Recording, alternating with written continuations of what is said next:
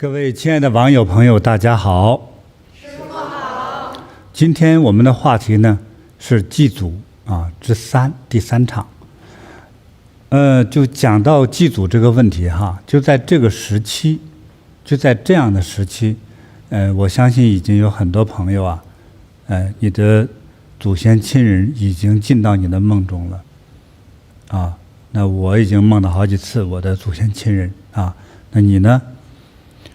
当然也有人是有他不同的这种这个祖先对你沟通的方式但是梦境是一个最方便最常见的一种状态方式还是这样说一下，梦到那个场景比较好的比如说豪华呀、富有欢乐呀、幸福感呢，就是祖先在那面是比较好的状态。如果梦到就是病倒又是死亡悲痛贫苦病苦呀甚至向你要钱要食物等等这些通常就是不太好不太吉祥。那么梦到这一类的情况下，就是你一定为你的这位亲人或者是祖先们要做功德，要点灯或者烧纸钱等等，做很多这种祭祀和怀念的事情，因为他们可能正是需要你的帮助才来到你的梦中的那今天呢，我们有很多我们网友的特别好的这种故事来和大家一起分享一下。师父好。那么今天带来的第一则故事是来自于韩国鞍山禅堂的许明月师姐。那她的故事是一则非常让人感到心酸的故事。尊敬的师父您好，我是韩国鞍山禅堂的许明月，今年53岁。从我小时候记事起，幸福和美好就与我们这个家族无缘。我7岁的时候，母亲因胃癌离世。我的父亲是在我14岁那年，父亲因跟我的四叔一起喝酒后打闹，四叔离奇地断气了。父亲怀疑是自己失手将四叔打死，而无法逃避内心的谴责，喝农药了结了生命。我们兄弟姐妹有6人，我的大姐她是老大，出嫁后婚姻也不幸福，有了3个孩子，总是跟大姐夫吵架。当我的父亲和四叔去世之前，他已经喝农药自尽了。我的大哥是老二，在父亲去世前，他已经因车祸死在外地了，还都没有结婚呢。我的二姐在我父亲过世后，只有19岁，就承担起照顾我们3个弟弟妹妹的衣食住行。从小就患有偏头痛，现在的身体特别差。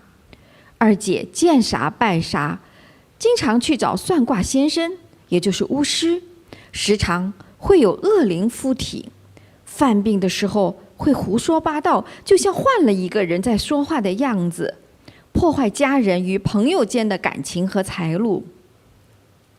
我的二哥18岁外出打工，养活我们一家人。结婚后有了儿子就离婚了，再婚找了个很厉害的女人过日子，对我们家人都很不好。他的儿子从小摔伤，身体和心灵都受到极大的伤害，至今都无法自拔。二哥后来被他的妻子还怂恿，狠心地离开了他的亲生儿子，离开我们几个兄妹，至今都杳无音信。我排行老5，至今还是单身，没有结婚，工作、事业、爱情、财运，通通与我无缘。我找的任何一个工作，甚至没有完整的做到1个月，几天就要换一个地方，每次都会以各种情况和问题导致我必须离开。赚钱对我来说是一个很难的事儿，感情就更没缘分了。我的弟弟是老6，他从小就受欺负，被别人瞧不起，长大后体弱多病，患有肝腹水、肝硬化、肾囊肿、高血压、心脏病、痛风，事事都不顺，心情长期处于抑郁状态，总是喝酒，醉酒后又惹出很多是非，赔钱还被关进监狱3年。这样的命运折磨着我们家族的每一个人。算命的说我们家祖坟有问题。听我的奶奶说，太爷爷是2战时期从韩国打仗到了中国的吉林省，而后就在异国他乡的吉林省去世了，和太奶奶还有另外一个太爷爷都一起埋在当地村头的山坡上。爷爷和奶奶因离得太远，而且那个年代连路费钱都拿不出来，所以一次也没去扫墓拜祭过。几年后，家里就接二连三，横祸不断。奶奶说她经常梦到太爷爷，说太爷爷埋怨后人都不管他们了。不久后，爷爷的弟弟失踪了，音信全无。爷爷家一共有5个儿子，4个女儿。大伯在战场上牺牲了，老二是我的爸爸，三叔去了北韩，失去联系。四叔就是和我爸爸喝酒后，他们2个人因打闹，结果闹成了一场悲剧，先后去世。五叔17岁的时候溺水淹死了。大姑和二姑听说也是去了北韩，联系不上了。三姑还好，上了大学，有不错的工作和生活。而我老姑家境特别贫寒，且身体多病。我自己呢，我自己的生活更是惨不忍睹，从小就经历着亲人的生离死别，长大后体会着人情冷暖，还有遭受着旁人的白眼，又被巫师多次下降头。是因为我的2姐误入歧途，去找了算卦的先生，而这个算卦先生会巫术。我清楚地记得，一天我走在路上，眼看着正前方一个人手拿一把刀，直接刺进我的心脏，我一下子就瘫坐在了地上，而别人却只是看到我自己突然坐到地上去了，根本没看见什么人和刀。还有一次，我到市场去卖菜，我幻觉中隐约看到一只黑色的大手从我的衣兜里把钱掏出去了。别人一天卖很多钱，我的菜就是卖不出去。眼看着菜烂在手里，我一事无成，处处都不顺，死的心都有了。可能是悲到极点，我情不自禁地哈哈大笑，笑得我自己无法控制，完全停不下来。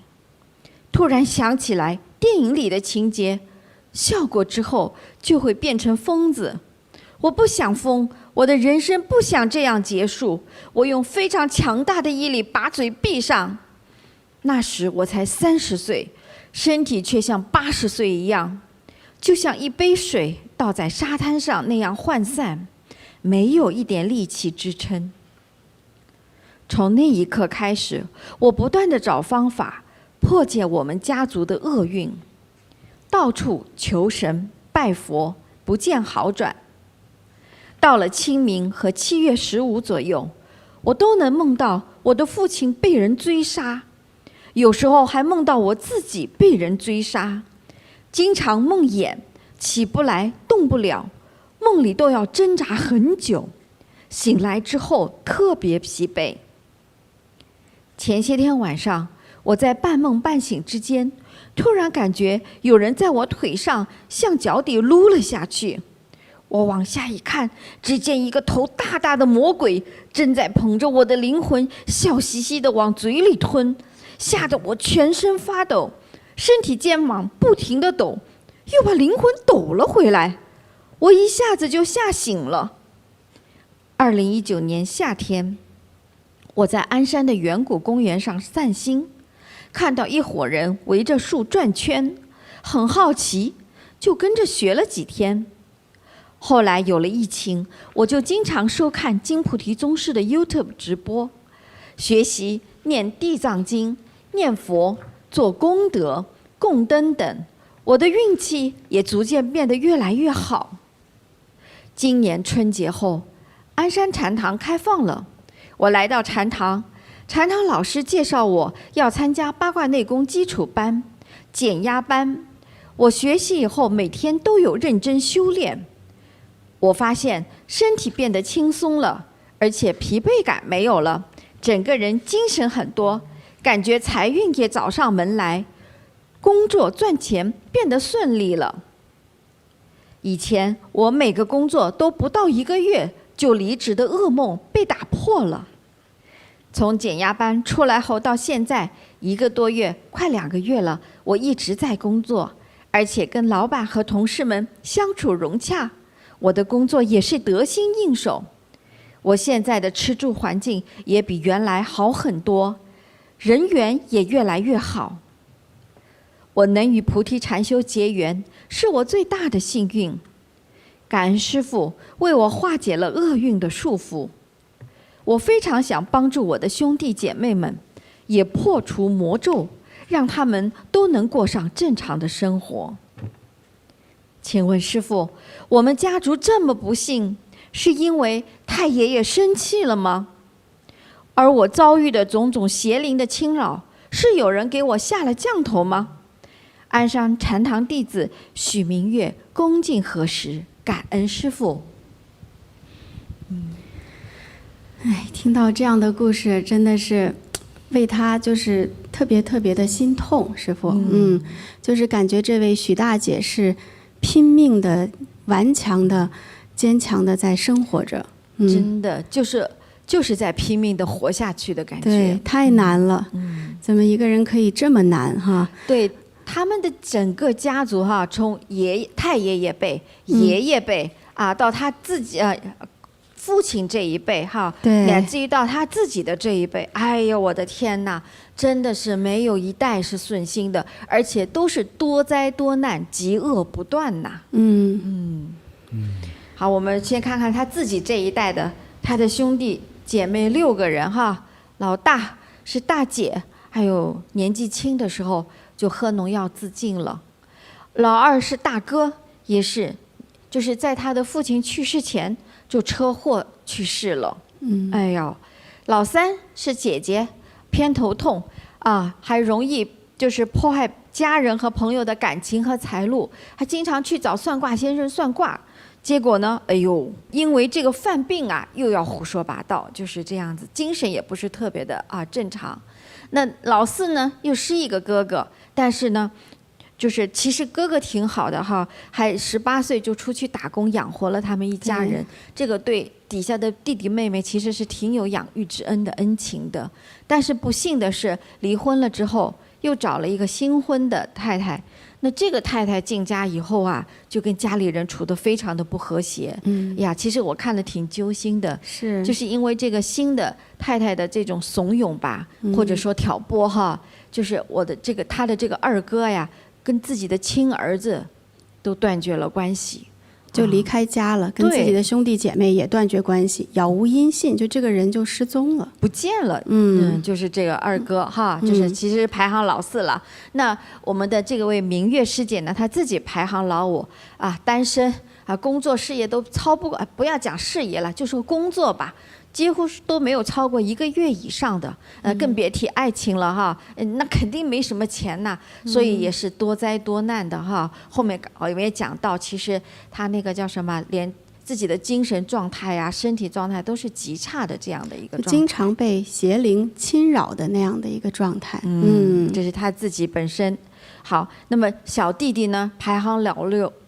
体弱多病，而且都患的是非常严重的病哈。我们来看肝腹水、肝硬化肾囊肿、高血压、心脏病、痛风，还惹是生非，喝酒惹事，还被关进监狱3年。你说这个是不是好惨这个徐大姐的兄弟姐妹没有一个是好的，都很惨。对。那我们就想，哎呀，怎么轮到他这一辈兄弟姐妹都这么那么差惨，嗯对啊，我们就去看看爸爸妈妈那一辈对他会不会父亲的兄弟姐妹怎么样？父亲兄弟姐妹一共是9位啊，5位男孩，4位女孩，这样子的哈。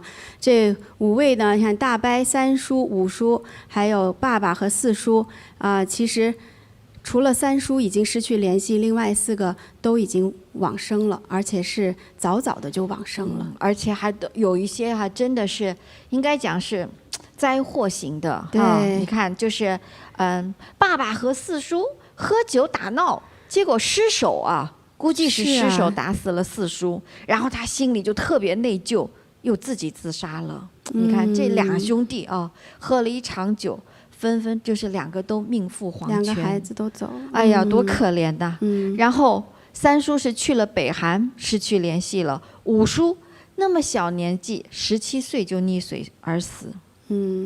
哎呦，这是家里的男生一个都没有留下来。对看，女生呢，这大姑和二姑也是在北韩失去联系，可能那个时候也是战争年代啊，失联了，这个人真的是活着还是没活着都不知道的啊。那这个唯有就是他们家现在还存活着的是小姑和3姑啊，小姑体弱多病，3姑是唯一一个还算生活平稳的。这就是父辈这一代就剩下3姑和小姑了。哎呀，这个所以他们就是这个许大姐呀，也是觉得，哎呀，看看别人的家庭，怎么自己的家庭这么多的不幸，她就想，以前太爷爷呀，当时在打仗的时候啊，从韩国去到中国，就埋葬在中国了。那个时候人也穷啊，那爷爷奶奶就根本也去不了上坟，所以太爷爷经常托梦给奶奶，就很生气，说你们都不管我了。所以许大姐就想，哎呦，想请问师父说，这一家子这个厄运，好像是被魔咒诅咒了似的，是不是因为太爷爷在，就是往生之后不开心呐？就是老祖宗太爷爷，因为没有人这个上供哈，这个不开心是肯定的，但是毕竟是自家的祖宗哈。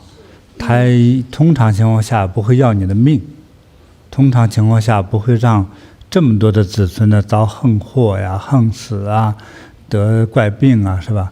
也不至于这么惨。所以我觉得有这个太爷爷的事情，但是没那么严重，应该是另有问题。所以与太爷爷的关系不大。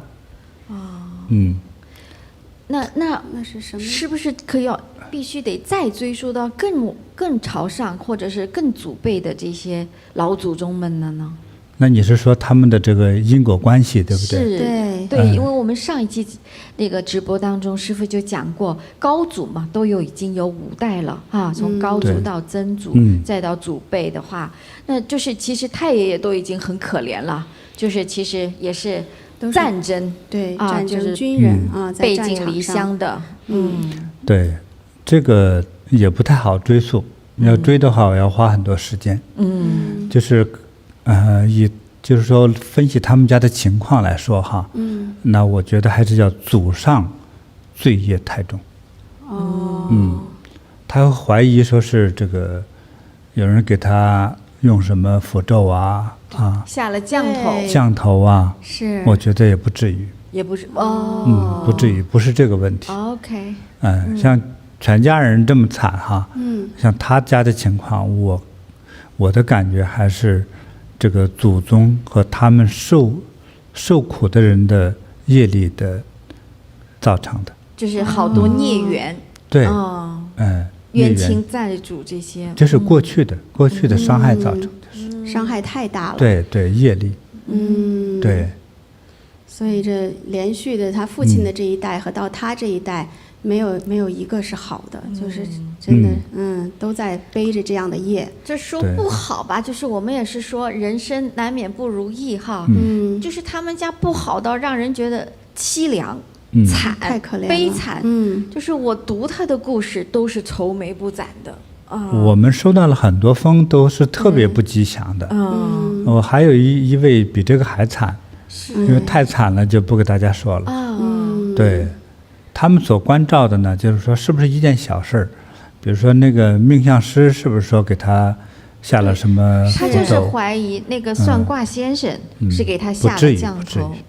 不至于。大家其实做任何就是伤害性的事情哈，除了特别不懂事打劫的那种有点傻乎乎的人，见人就打说抢人家钱，对不对？但是如果要一个人给你下降头，用诅咒的方式的话，我觉得是仇恨，是因为仇恨，说不是为钱就是为色，是吧？他通常这个财色这两个东西是才吸引了你。为了得到他的话，才可能出手做一些坏事。因为我为了伤害你，我为了得到一个什么东西嘛。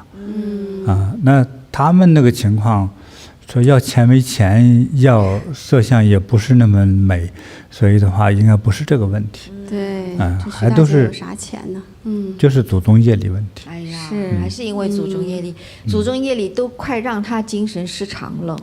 对，就是他讲到的哈，师傅，就是他说他在大马路上走，突然就看见一个人一把刀过来，直接插到他的心脏上，对，他就坐下了。对，可是周围的人根本没有看见这把刀和另外一个人来插。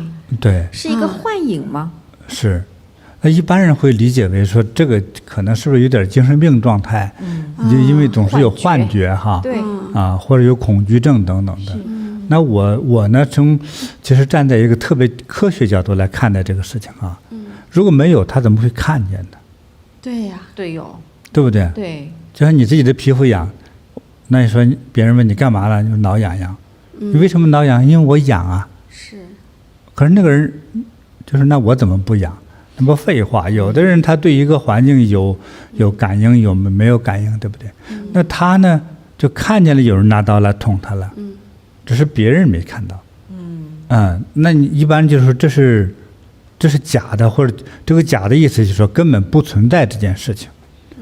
那我认为这是真的。这个真的呢，它这种存在方式呢，它不是和我们一个正常的肉体的人哈，有血有肉的一个人，它是个灵魂方式。杀通常是仇杀，因为我恨你，所以我要杀你。但他是个灵魂呢，他用拿这个刀这个感觉，他杀了你之后，可是你没死，是，对不对？他有这么一个错觉，但是对方真在杀他，真捅了一刀。那我还遇到的人呢，就是说类似说，他比如说在梦境中，他被一个恶鬼掐脖子，等他醒了之后呢，这个脖子上还有隐约的有印子，甚至之后他脖子不舒服。后来就是呼吸困难，2-3年这个东西才消失。那实际上就是这种能量都已经造成实质性这种像气质性的伤害了，都已经造成了。很多人的病就是因为这样的灵魂的伤害，它最后形成了我们医生认为的某种疾病。你比如说你哪里痛，比如说你肚子痛，今天的仪器也比较发达哈。去医院去查各种仪器，没有问题。医生说查不到问题，我们说证明你是健康的。你心里说你什么医生啊？我痛得要死，你说查不到问题，是你们无能。人家这样说是对的，就是今天的科学仪器，和人真实的疾病来说，有很多疾病是查不到的。那只能说我们的科技还不够发达，就是这个样子。还有很多时候。这个中医就是好的中医师哈，他通过望闻问切的这个中国传统的这个医术哈，能够察觉到这个人可能有什么病。可是按西医和今天科学仪器的扫描又查不到问题，甚至化验血液也查不到问题。这两种医学本身还都存在一些矛盾的部分。就何况还有人的这个疾病，还有这种病痛来说。是很难解释的一种现象，除非已经成了肿瘤。你看，几乎所有的要命的癌症哈，发现的时候都是晚期。对，就像好像一个死神一样，等你发现的时候，说这个病已经成熟了，他1个礼拜长10公分，他谁不死啊？对不对？就是这样子。那为什么提前就没有预兆能够发现它呢？就是发现不了。所以这些都是叫未解之谜哈。所以这位大姐呢，她感受到有一个人拿刀捅了她，我认为她看到了，她看到了，她也说了嘛哈，对，但是别人没看到，但是呢，确实这里并没插着一把刀，就我们的眼睛看不见，但是她看见了，其实她已经受伤了，比如说这个动作有这样的一个报复她的恶灵哈，多几次的话，她就可能心脏病发作而死，是这很危险的，对，对不对？但是在常见情况下，说你干嘛装神弄鬼的，你还坐在那儿就哭，你能看他脸色苍白，对不对？肯定的。那也有人说你可能就是心脏病发作，你有了某种感觉，那你这是我看见了，看见呢就说你幻觉，那其实呢，从科学角度来说，幻觉也是看见，这种看见是什么？不就是这样来理解不就容易了吗？哎，对，所以幻觉的看见也是发生了，对。对，哎呀，这一听师傅这么一解释的话，我就想，那一定是他的，许大姐的前世仇人呐，应该是，对，就是感觉像来报复他一样的。就是直接要命呢。对，不是要钱就是要命，反正就是这样子哈。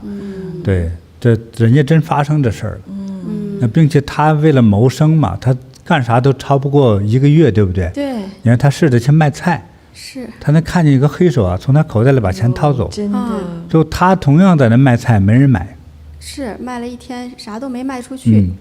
这个让我就觉得特别像古代的神话故事，就是有个恶魔啊，把这个顾客全赶在一边儿，顾客到了这儿就可以被挤出去了，自动被赶走了。肯定就是总感觉一种什么种能量或者不舒服，看着他这个对菜摊儿都不舒服。对，甚至看不见他的菜。都有可能的。对，来的顾客看不见这儿有菜。啊，对，甚至看不见这个人，对不对？所以为什么会来问你的菜呢？就是这样子。是。哎呀，这灵魂报复的时候也是很厉害的哈。很厉害。所以说你别欠债啊。对。你欠人的债，就是你害了对方，或者给弄死对方，是吧？骗了对方。你现在就是拿钱的时候挺痛快的。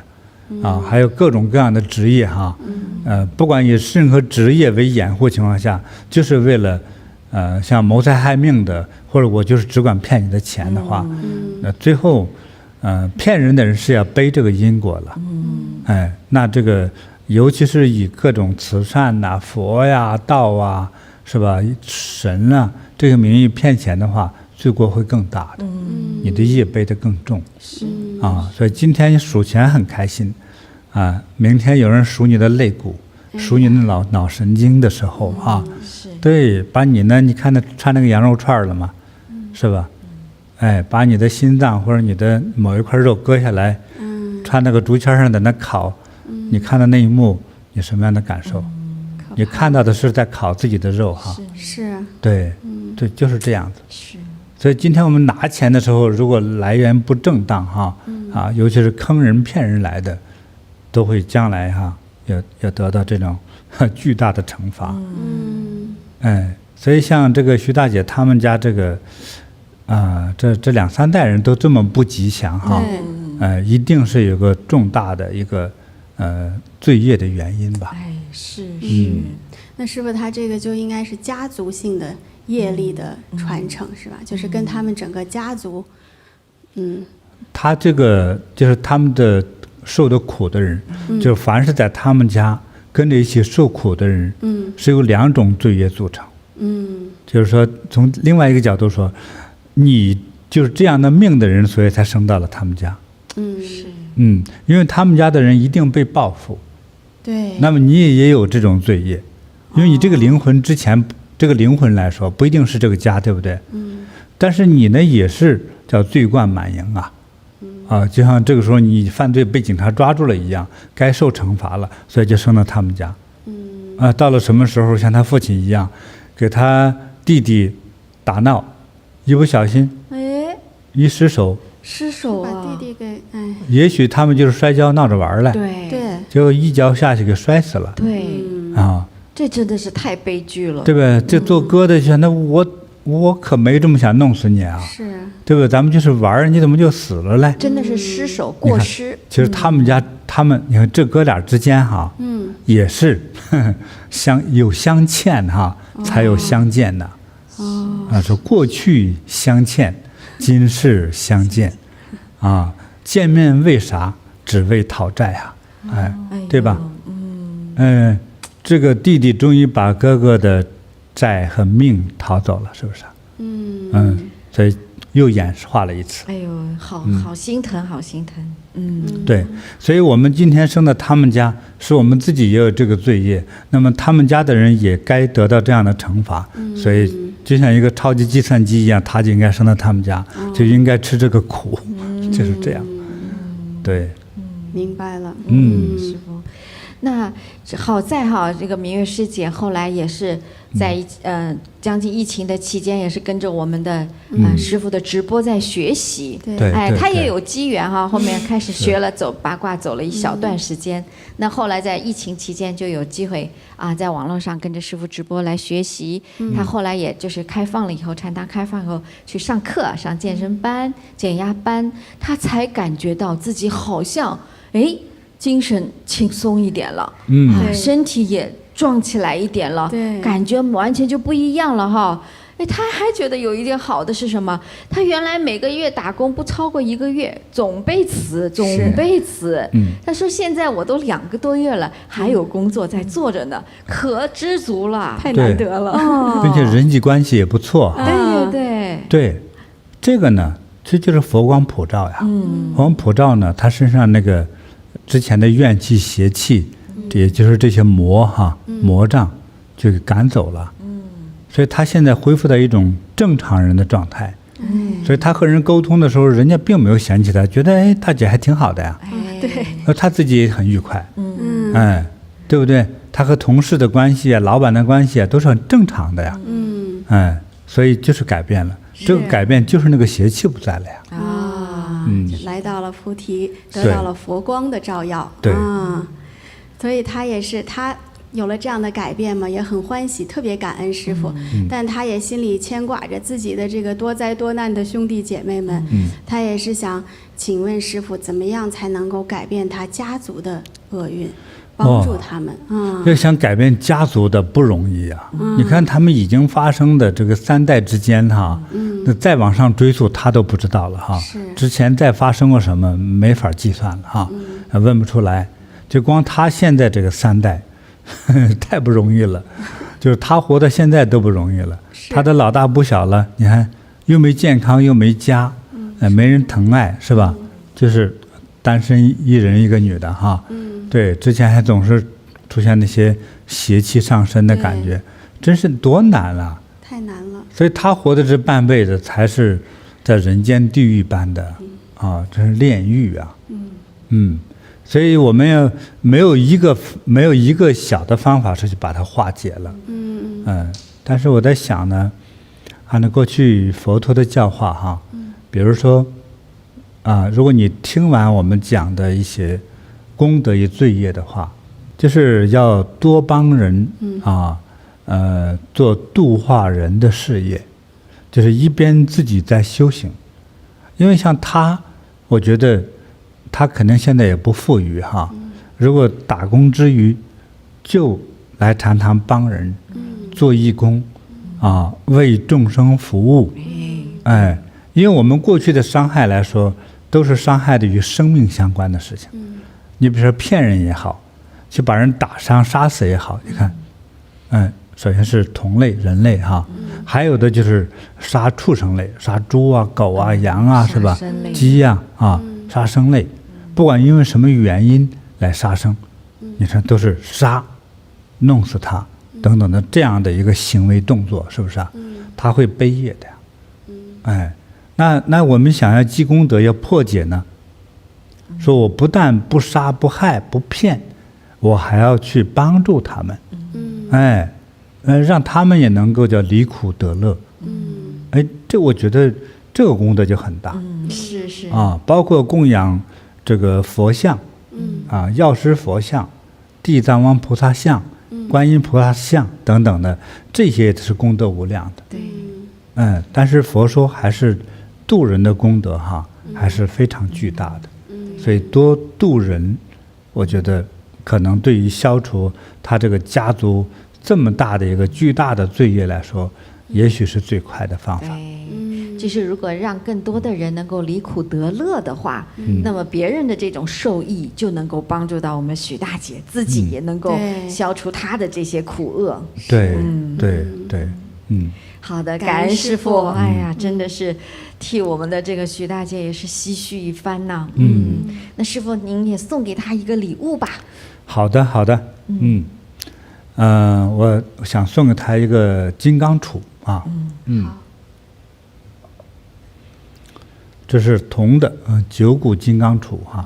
就是戴上它呢，通常呢就能够在人生之中，无论事业哈，还是遇到事物，还是去避开邪气来说，它能让你畅通无阻啊，邪气不会上身。感恩师父。好，那师父，接下来呢，再为您带来一位来自马来西亚的师姐哈，曾丽敏，她的分享。她说：“师父好，我是甲洞禅堂的曾丽敏，我想跟师父分享先生往生后发生的一些事情。我和我的先生很恩爱，他对我体贴入微，什么事都会替我安排好，所以我很依赖他。我们常年出双入对，做什么都是在一起的。2013年，先生体检。很不幸查出肝癌第3期，他怕我担心，不断地安慰我。但是化疗之后，他非常疲惫和虚弱。为了不让我担心，他提前安排好了所有的后事，还跟朋友说我很好，来世还要和我做夫妻。2014年，先生去世了。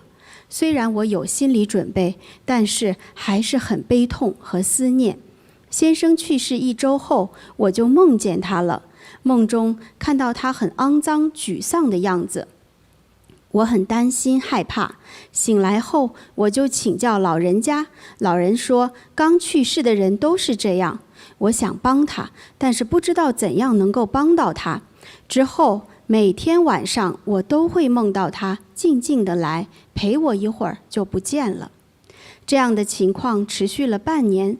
有一天，我的妹妹知道我的状况后，告诉我说菩提供灯很灵验，建议我为先生点灯。于是我就赶紧跟妹妹来到甲洞禅堂。当时是清明节前，我为先生点了1天的超荐灯。点灯的第2天，我梦到先生穿着白色的衣服、白色的裤子，很年轻、帅气、健康的样子，站在我面前，感觉先生还活着。醒来后，我没有担心害怕，反而感到很欣慰。看到先生在梦中的变化，我更加相信菩提供灯，继续在先生的忌日和盂兰盆节为他点灯。当时的我不懂，每一次都只是点了1天的灯，希望他更好。可是不知道为什么，点灯后我还是会每天晚上都梦到他，梦中看到他都是穿着整齐、神采奕奕、没有病痛的样子。2018年，就是先生往生4年之后的清明前，我有问禅堂的老师，我每天晚上都梦到去世的先生，这样好吗？老师说这样很不吉祥，让我放下思念，为先生念佛供灯。我希望活光天天都能够护佑先生，我就为他点了1年的超荐灯，还为他念佛做功德，祈请佛菩萨接引先生去到好地方，不要惦记我。果然，这一次的点灯念佛后，我基本上就再也没有梦到先生了。每年的清明、盂兰盆和他的忌日，我还是会继续为他点灯念佛和做功德。到了2020年清明节前，我又开始做梦，每天晚上都会梦到去世很久的亲人，连续几天梦到不同的人，有的时候1天梦到好几个往生的亲人。开始我很害怕，心想这么多去世的人来找我，我会发生什么事儿吗？过了几天，听到师父开示中讲，梦到往生的亲人是因为他们需要帮助，我就赶紧为我的历代宗亲、祖先、冤亲债主都点灯念佛。供灯之后，我就再也没有梦到去世的亲人了。这2年偶尔也会有时会梦到去世的亲人，甚至是邻居。每一次梦到，我就去禅堂点灯。今年的清明节又快到了，我已经为祖先和去世的亲人都在禅堂供上了灯。我相信有佛护佑，他们会好，我也会好。感恩师父，感恩菩提供灯，让去世的亲人都能得到佛菩萨的接引。是啊，丽明师姐他们是恩爱夫妻啦，应该说恩爱夫妻，可是也是阴阳两隔的时候，对，也是很就是心里非常的伤痛的。所以先生肝癌去世之后，几乎是每晚梦到啦，天天晚上，连续4年，这位师姐天天晚上梦到她的先生。这个我也想请问，就是因为我们之前向师父已经学习过哈，就是如果梦境中看到去世的亲人显现出一种什么相，我们大概知道可能去处好与不好，我们已经开始有点学会了哈。那么像丽明师姐她描述，一开始就是先生其实就穿的肮脏，对，然后又沮丧，对，这一看人心里多揪心啊。其实那我们现在也大概有个明白了，可能去处也并不是特别好哈。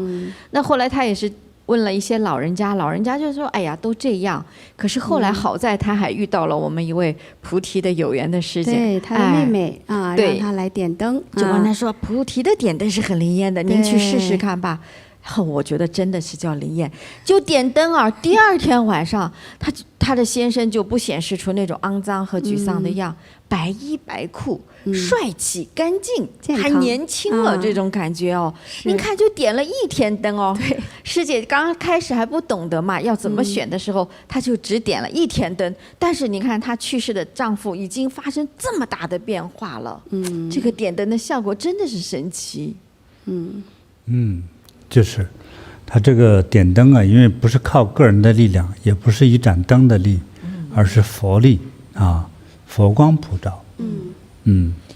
后面的但是你还没说吧？是呢，我就想就这样了吧。可是他后面还是会每天晚上继续梦见。那确实也是他又到了禅堂去问。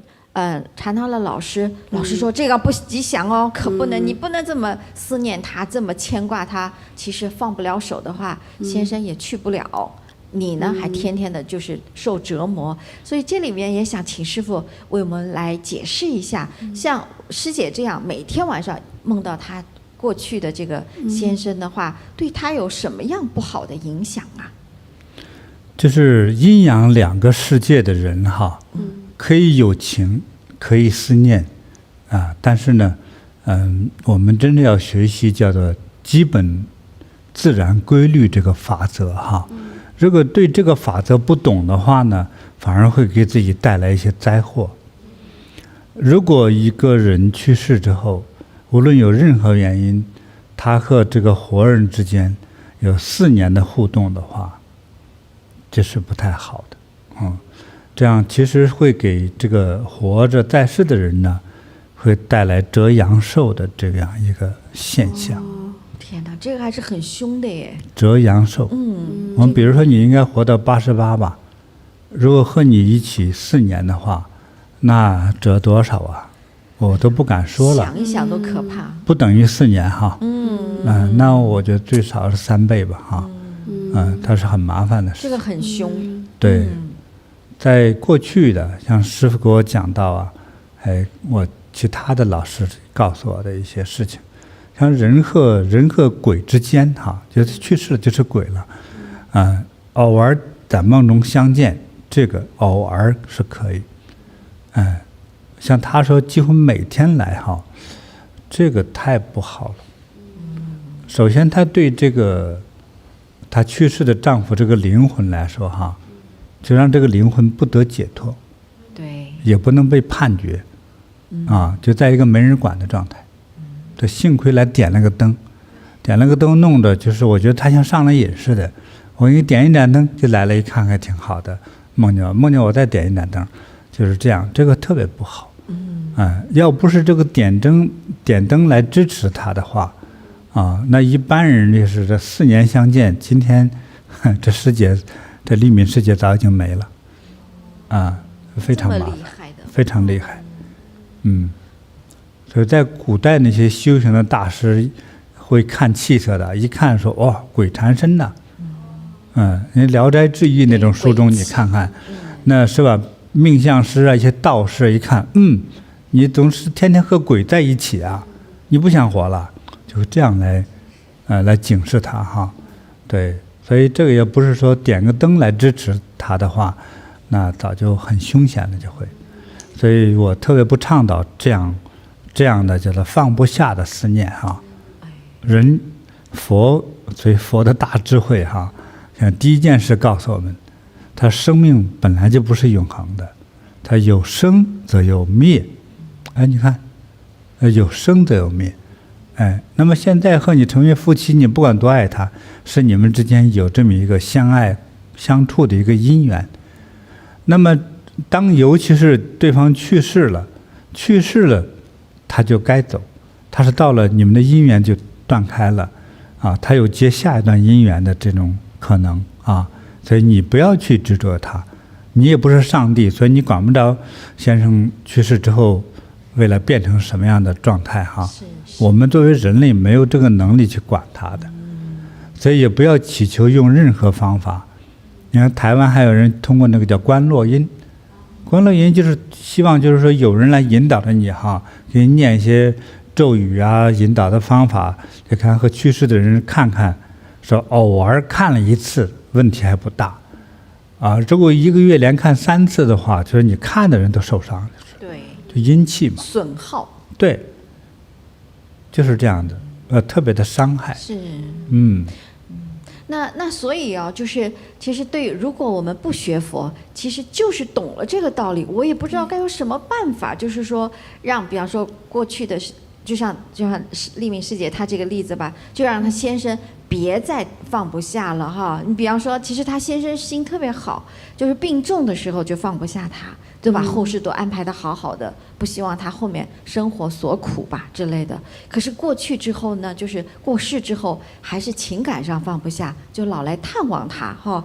那如果丽敏师姐哈，真的如果不是遇到了我们菩提来点灯这件事儿哈，他学习到了，也做到了这些，他都不知道怎么处理，就是这样。是，可能日日夜夜都在思念。但是幸好来点了灯。他先生看他是他自己招的呀。对，他放不下。他对先生太在乎了。是。我之前遇到过类似这样的人。在温哥华的时候，很多年前了哈，就有一位从美国来的一个师姐，她都60多岁。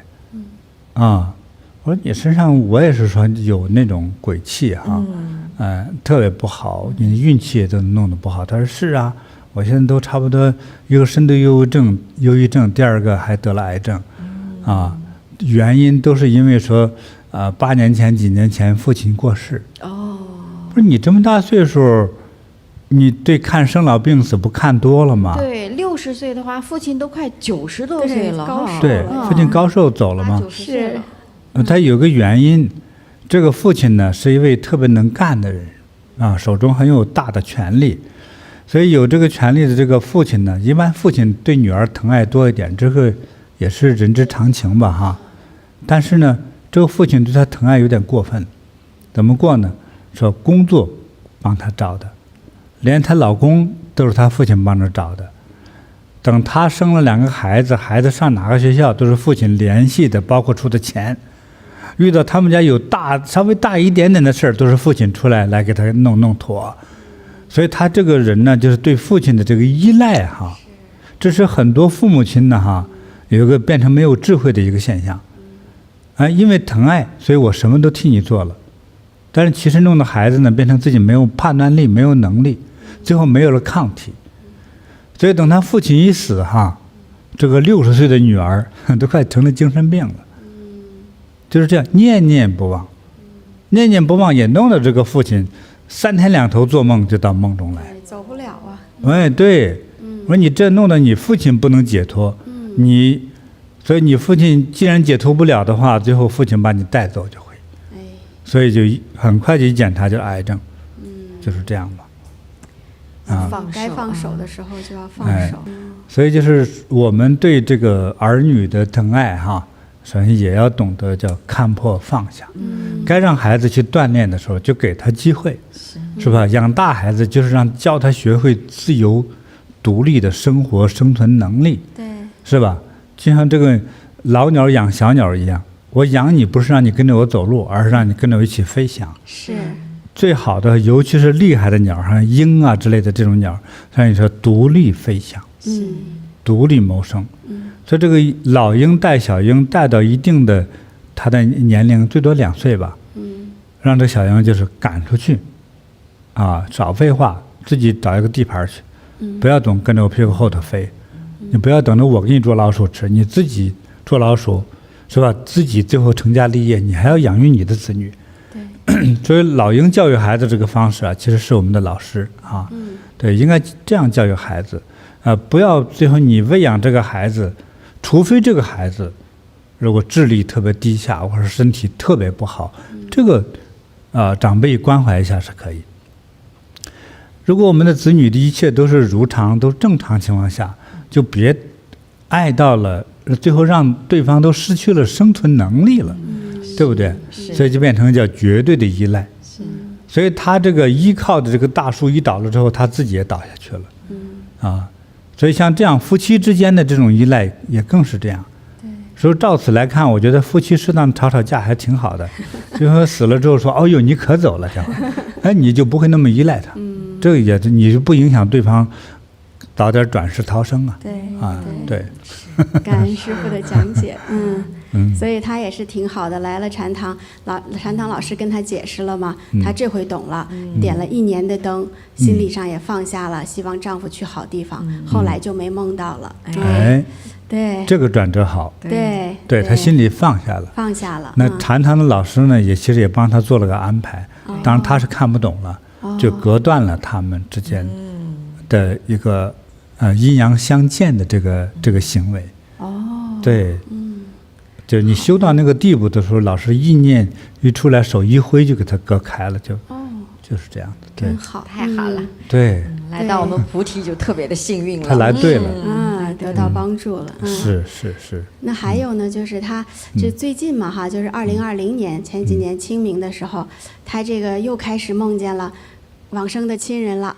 而且梦见了好多，说有的时候一天梦见好几个过世的亲人，有的是过世好久的，然后呢，他这回他又想，哎呀，老梦见会不会对我不好啊？他也确实听师父的话去点灯了，点灯完之后就没有再梦到了，所以他也是想请问师父，就是现在又经常比如说清明季节又梦见往生的亲人，这样好不好？就是清明季节哈，或者是你这个亲人那个忌日，就是他死亡的纪念日哈，或者他出殡埋葬的纪念日等等的，这是叫正常，因为你们是亲人嘛，你彼此之间有血缘关系，或者有特别深深的情谊哈，所以他们在这样的一个特殊日子当中会见个面，会告诉自己心中有某个诉求，或者我想念你等等的，这都正常啊。那么这个时候出现是正常的，但是呢，我刚才开头就讲过，你就看对方去世的亡灵哈，他的表现是好一点的，还是特别差的？好一点的呢，你给他点灯，求佛菩萨接引他能够往生极乐世界，就更好。如果咱们家的这个亲人哈长辈，如果有一位在极乐世界的话，哎呀，接下来咱们这一大家子好几代都兴旺，没有得什么怪病的，都是健康长寿，遇到啥都是顺利的。太好了。对呀，但是如果咱祖宗坐在地狱哈，正在接受那个什么被锯开、被什么扒皮抽筋之苦的话，我们特别容易得半身不遂，特别容易得脑溢血，也特别容易横死，就是这样。所以的话呢，在这个季节之中，当梦到亲人，你要学会分析他的需求哈，该为他点灯啊，该去到坟上去祭祀啊，是吧？该为他们做功德、做善事啊，这些你赶快去做。现在你听懂了就去做去啊，别装着说我不懂。我觉得人重要的其实有一份情谊哈，这份情谊虽然不能完全执着，但是我觉得做人的时候有那份情谊是对的，对不对？我们感恩父母，所以一旦父母病倒了，我们的特别心痛，积极治疗，对不对？一旦父母亲往生的话，我们要深深的怀念，是吧？他的忌日或者清明啊，还有这个盂兰盆的时候呢，多为他们做些功德。我觉得首先你是个有情有义的一个好人好人与坏人之间的有一个差别，其中一个情义，能重视情义是特别好的一个道德行为。那我觉得为亲人做点这样的功德善举这是特别重要，就当回报感恩祖辈的养育之恩了。就这么做是对的。好的，他这样做，他的祖先也会感恩他，保佑他。对，对他这样做了，祖先呢一开心祖先得到了这个佛光普照，升华了吧，返回来呢也会保佑他。忘了《地藏经》说了吗？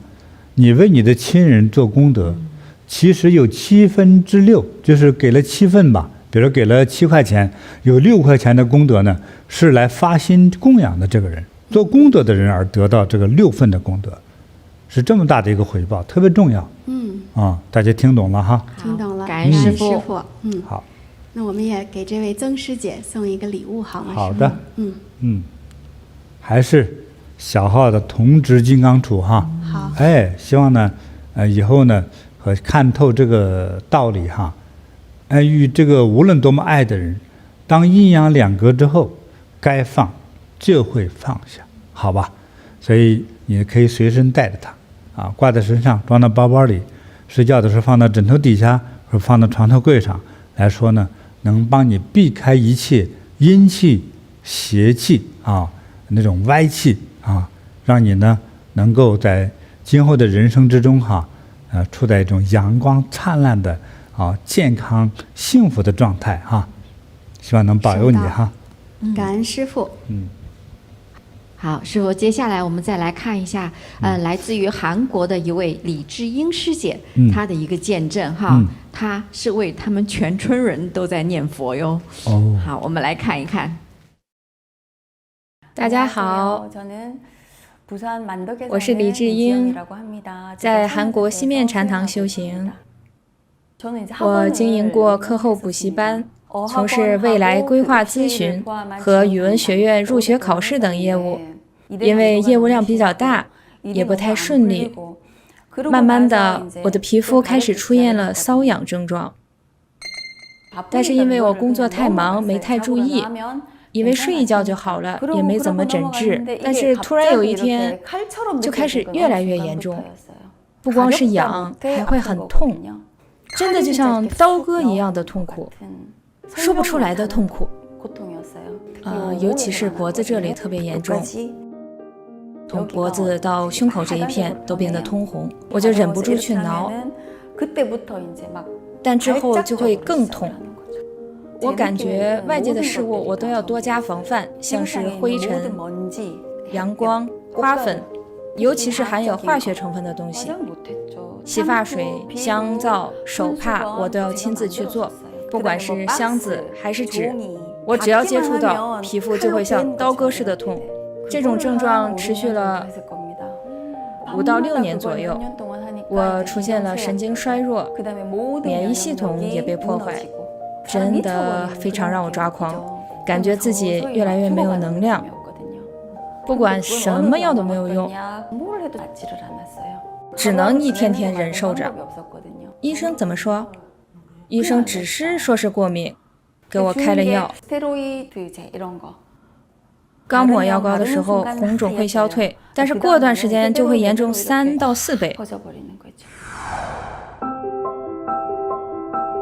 2021年参加金菩提宗师的地藏功德念佛班，回向的那天我在家里看直播，跟平常一样念佛，念了大概20分钟左右，仿佛看到了一个非常宽广的村子，是黑白的场景，很多人聚在一起，蜷缩着身子祈福，因为场景太真实了，印象非常深刻。我很想要帮助他们，很想为他们供灯，但是我一时拿不出供灯的钱。当时我穷得连去禅堂的车费都没有。随后我想起师父曾经在开示里说过，供养纸钱也是可以的。那句纸钱让我眼前一亮，连忙将家里500亿纸钱拿出来，一边念佛一边观想供养给那些人。可是那么多的人，2张500亿纸钱够花吗？我想到这个问题，就直接去了禅堂。嗡哈哈哈，为沙玛耶娑哈，真诚地为他们祈福。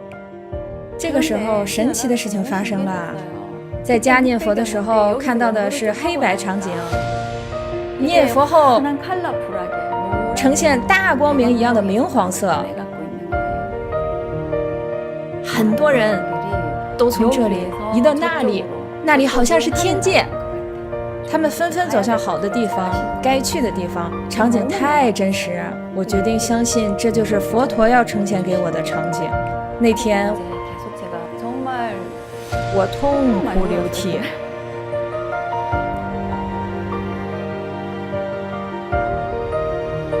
感觉从背后像有一张毯子飞出去了。我觉得是消除了我的业力。从第2天开始，皮肤也不再痒了，真的很神奇。睡觉的时候不疼了。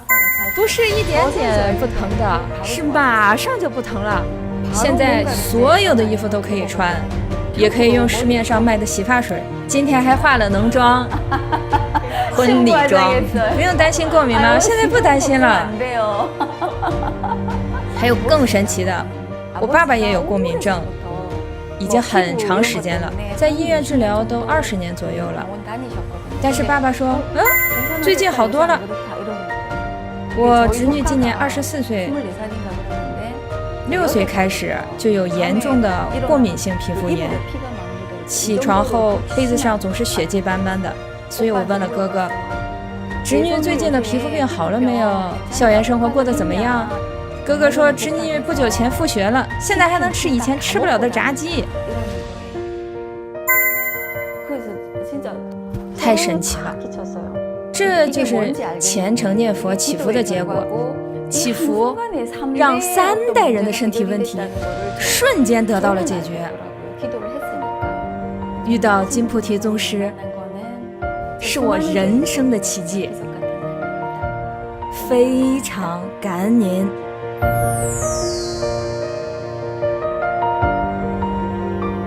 智英师姐是严重的皮肤过敏其实她过敏到非常程度，我们刚刚看到那个皮肤红肿她说的连碰到都像刀割一样，很可怜。她洗发水都要自己做，肥皂也得自己做。你想，其实不能碰外界做的任何的这些化学制品，完全碰都不能碰，多严重啊！这种情况那么她也是到了我们禅堂，其实一个地藏功德念佛班上。他虔诚的念佛其实呢，但是这个时候我们看到他是怎么一个情况？他看到是黑白场景这个是关键点。看到的是黑白场景，好像一村子的人都在那儿，都在那里全说着祈福，但是不行就是那个一群吧，一大群黑白的那个人。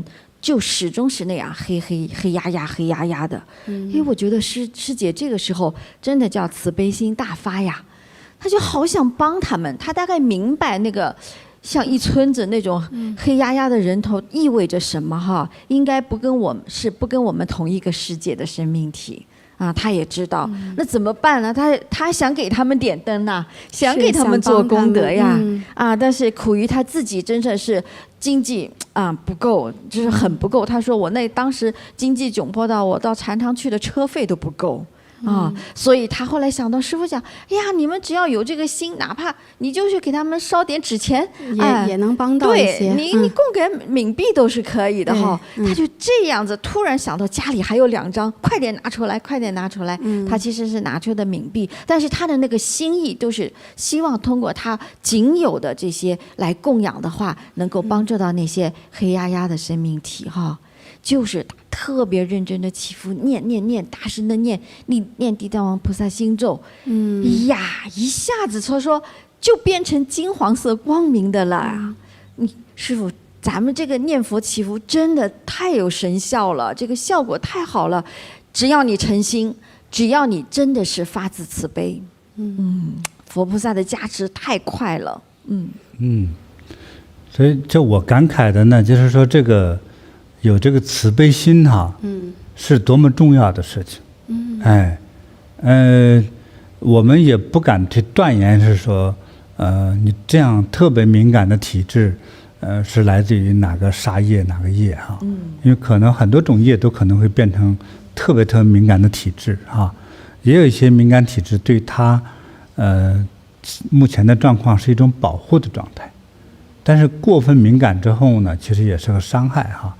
对，那在这个敏感体质之中，说有什么样的我们所不知道的原因成为这样的体质呢？还有呢，为什么他有这样一种叫供养的心，还要类似为全村人来念佛祈福，而之后呢，就他感觉到好像身上有一个毯子就飞出去了。对。是吧？是，就有这么一个，好像一个现象，他感受到了。对。但从那之后呢，他这个敏感症就消失了。对。就瞬间从那儿就消失了。是。一夜之间就好了。哎。那个东西是什么？是正常的疾病吗？那就是我是说，相对那是一块独立的业。独立的业。当他这样的一个利益众生的慈悲心真的升起之后，就他这个业，就好像身上披了一个让他痛苦的一个毯子，又解不下来的衣服，对不对？在他身上。比如说，我可以让你突然觉得冷，突然觉得热，突然觉得发麻，突然不舒服，是不是？这样一个无形的这样一个衣服绑在身上的，他自己也取不掉，因为看不见嘛。所以当他这样的一个慈悲心升起之后哈，去利他的精神，这样的心一升起之后呢，这个毯子就飞走了，从此他就康复了。这是我关注的那个点。那怎么那么神奇呢？对不对？那飞走的是啥呀？那我笼统说叫业，是不是啊？对。那也算不算是一个魔呢？你也可以这么理解的。对。是。你看慈悲心多重要啊！是。他当时穷的就根本没钱，连打车的钱都没有，对不对？可是拿了冥币，冥币是什么币呢？就是给阴间的人用的。对，其实祭祀用的。是。这个他幸亏他还能想得出来，他也是穷到极致了哈，就发现家里还有2张冥币，虽然数字不小，没法在人间花，他这个也来供养吧。那最早我讲过哈，在佛门讲就叫发心，发心。我们也讲过，曾经讲过那个贫女供灯嘛。是。对，当我真要发心供养佛，或者发心利益众生，发心供养你的授业师父等等，这个时候你的这个心意是往往是胜过具体掏钱的数字的。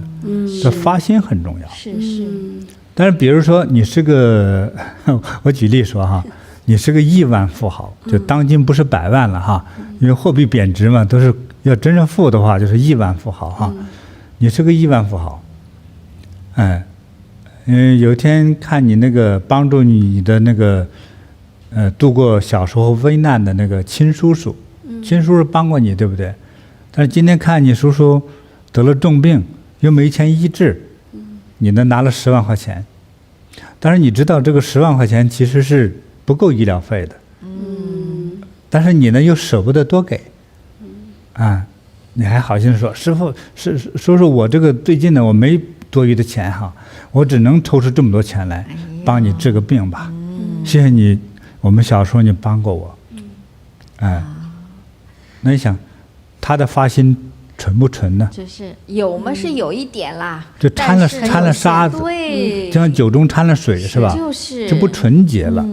哎，对，那叔叔这个时候可以是个病人，如果你用这种心态去敬神敬佛的时候呢，哎呦，那就麻烦大了。对，可能得不到护佑，可能还会有罪过嘞。我不敢说惹了灾祸哈，反正是不好的。对，就是你就是假供养呢，还有就是你会得到假富贵。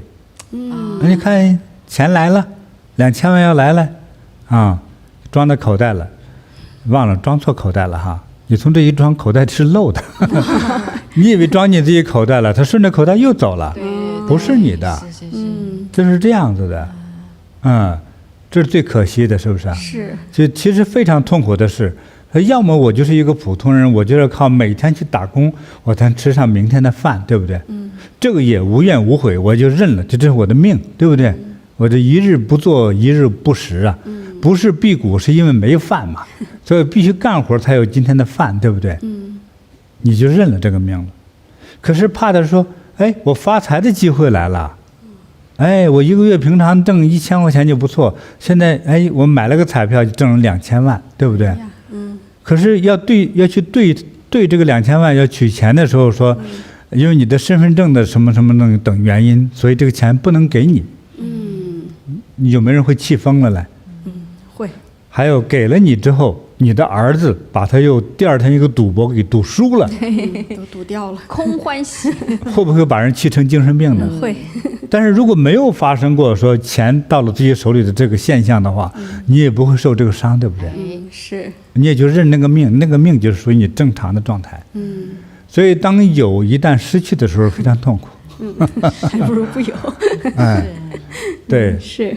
所以我们这个发心哈，在佛门来说，真诚。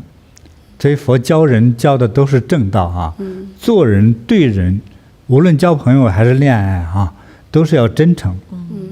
真诚的话才会有力量，真诚也会赢得人神共同的对你的帮助，还有喜欢欢喜。哎，对呀，对，哎，你就会未来就是吉祥顺利的。是的。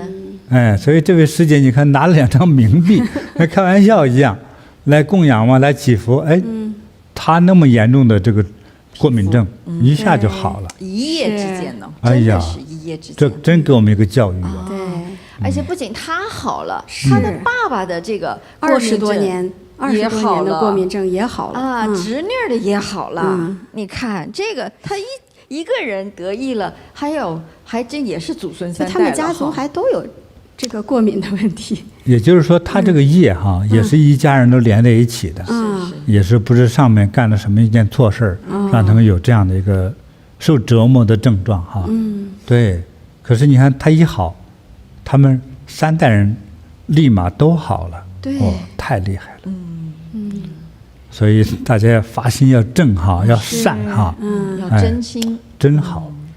太好了，学到了，感恩师父。那我们也为知音师姐送一个礼物吧。好，我也送她一个金刚杵哈，一个铜质的9股金刚杵，这是我们特制的哈，这是为了给大家辟邪气哈来使用的哈。好，祝愿知音师姐，吉祥如意，健康长寿。收到，感恩师父。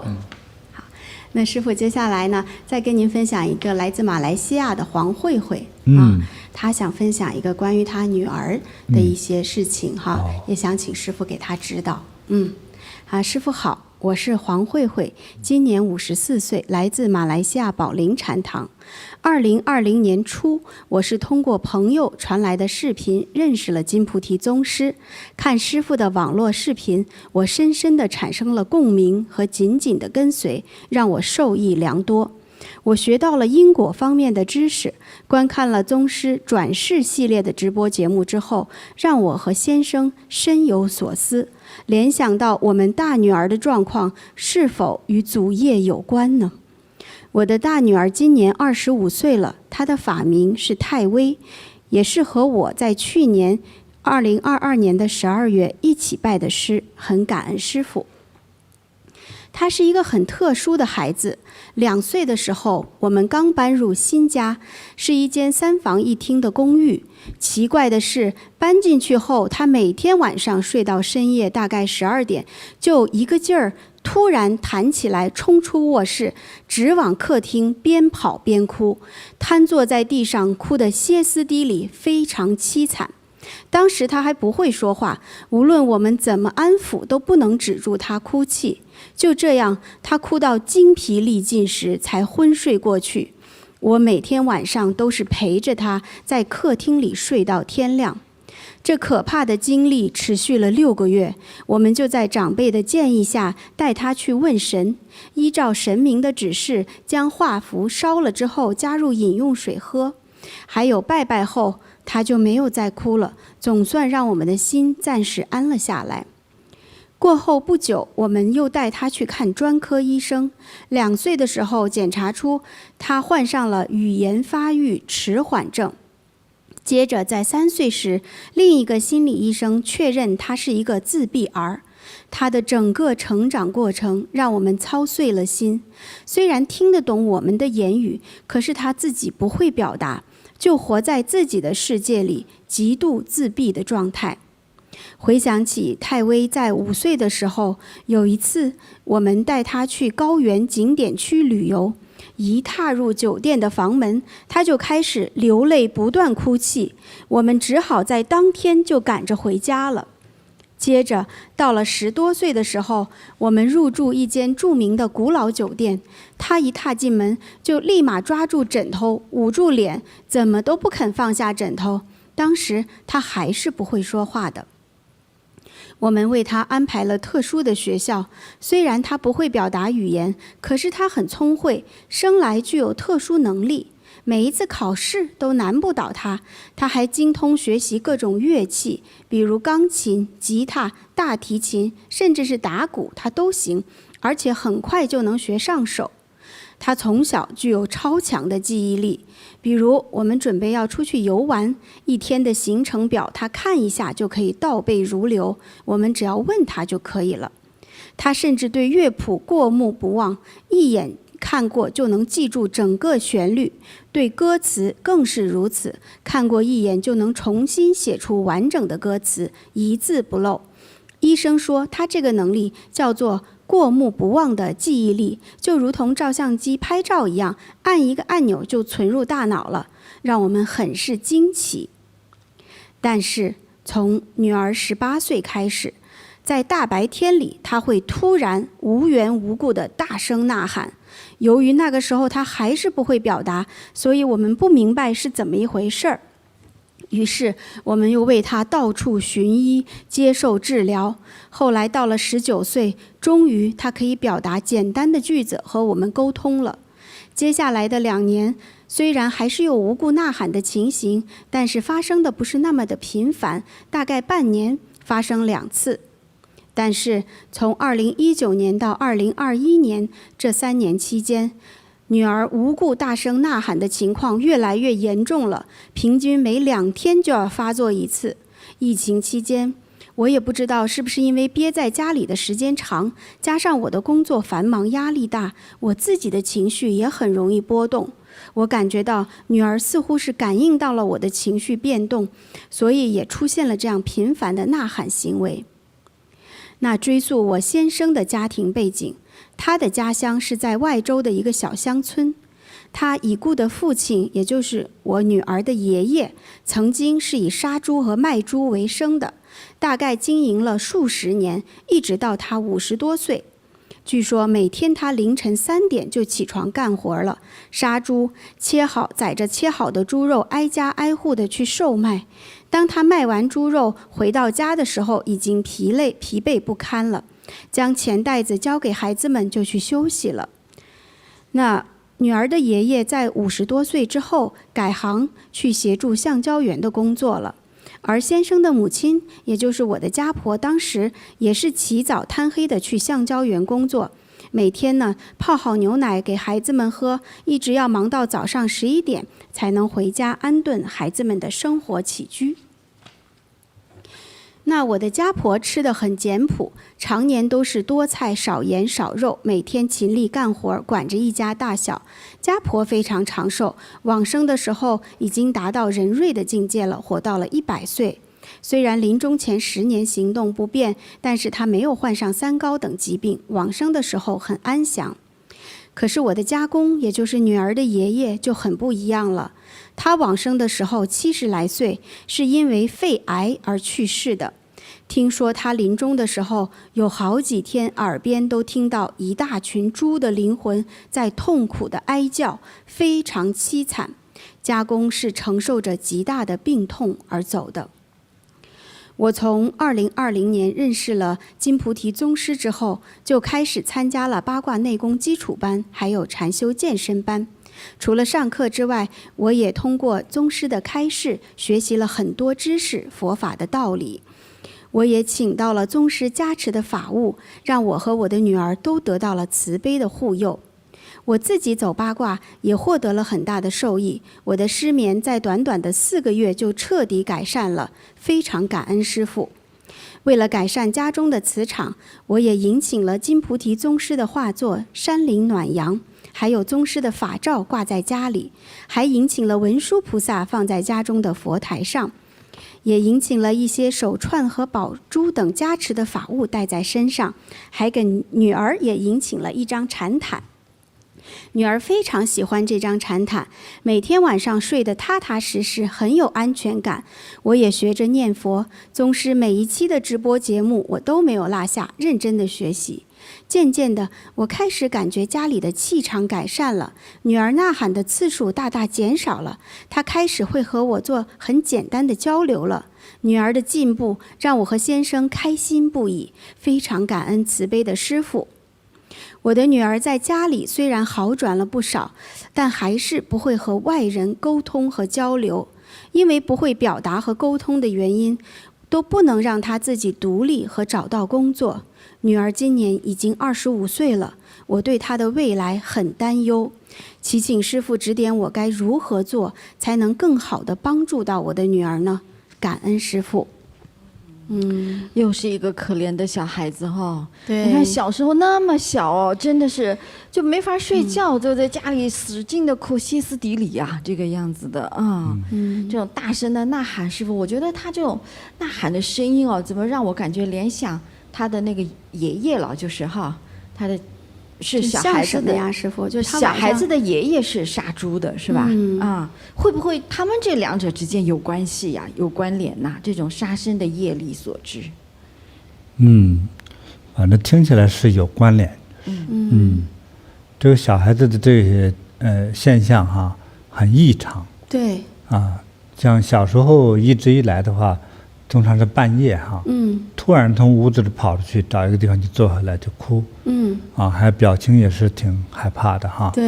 对，那长大之后也是这样子。对，他和人沟通能力是几乎是0。对，他只是看似比较好的部分就是记性比较好，记忆力啊，对，好可惜啊。但是单纯的记忆力好，可是根本做不到与人沟通的话呢，也用不到啊，也做不了事啊，对，也不会说成为你一个找工作的长处优点来说哈。是，这个谁敢让你去工作呢？因为你自己不能照顾自己啊。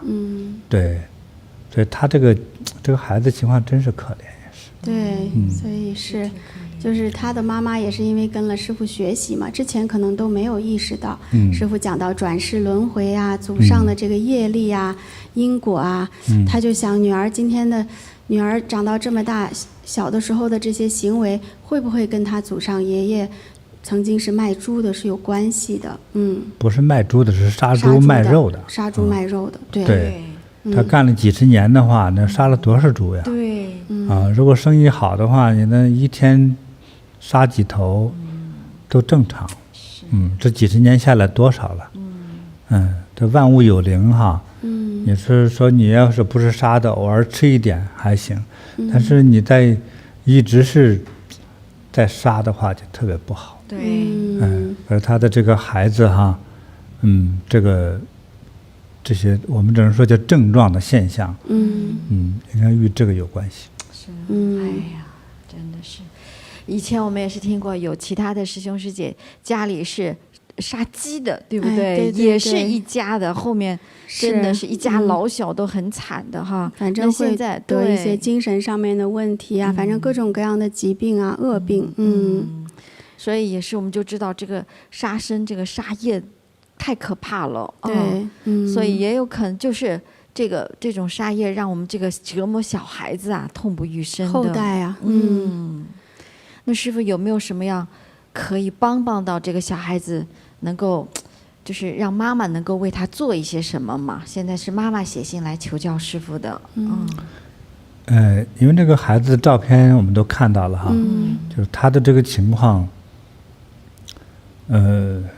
我不知道能不能就在他的一生能够发生一种就好像临时感冒哈，我只要把这个病给他降下去，他就恢复一个正常人的状态，我都不敢说，因为就怕生下来他这个整个这个的身体上 DNA 上就已经有了这个东西，写了，写上了就是这些，对，不光是一个灵魂的问题啊，就是他的身体、他的大脑上就让他不够完善，就是说他的大脑发育不像一个正常人那个样子的话，而且由头骨来控制的哈，你就今生很难改变，所以有一种修法叫修来世，但是我想呢，去多做功德的话，至少对孩子是非常有帮助，对，还有对于他这个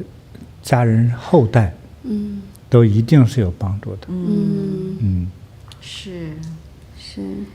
哎呀，还是妈妈可以为孩子多点灯，多做功德哈。一个是在这一世的话，能够看看能不能减轻一点点哈，就是稍微稳定一点点。还有最重要是为孩子的未来修好好的功德，把这个基础打好。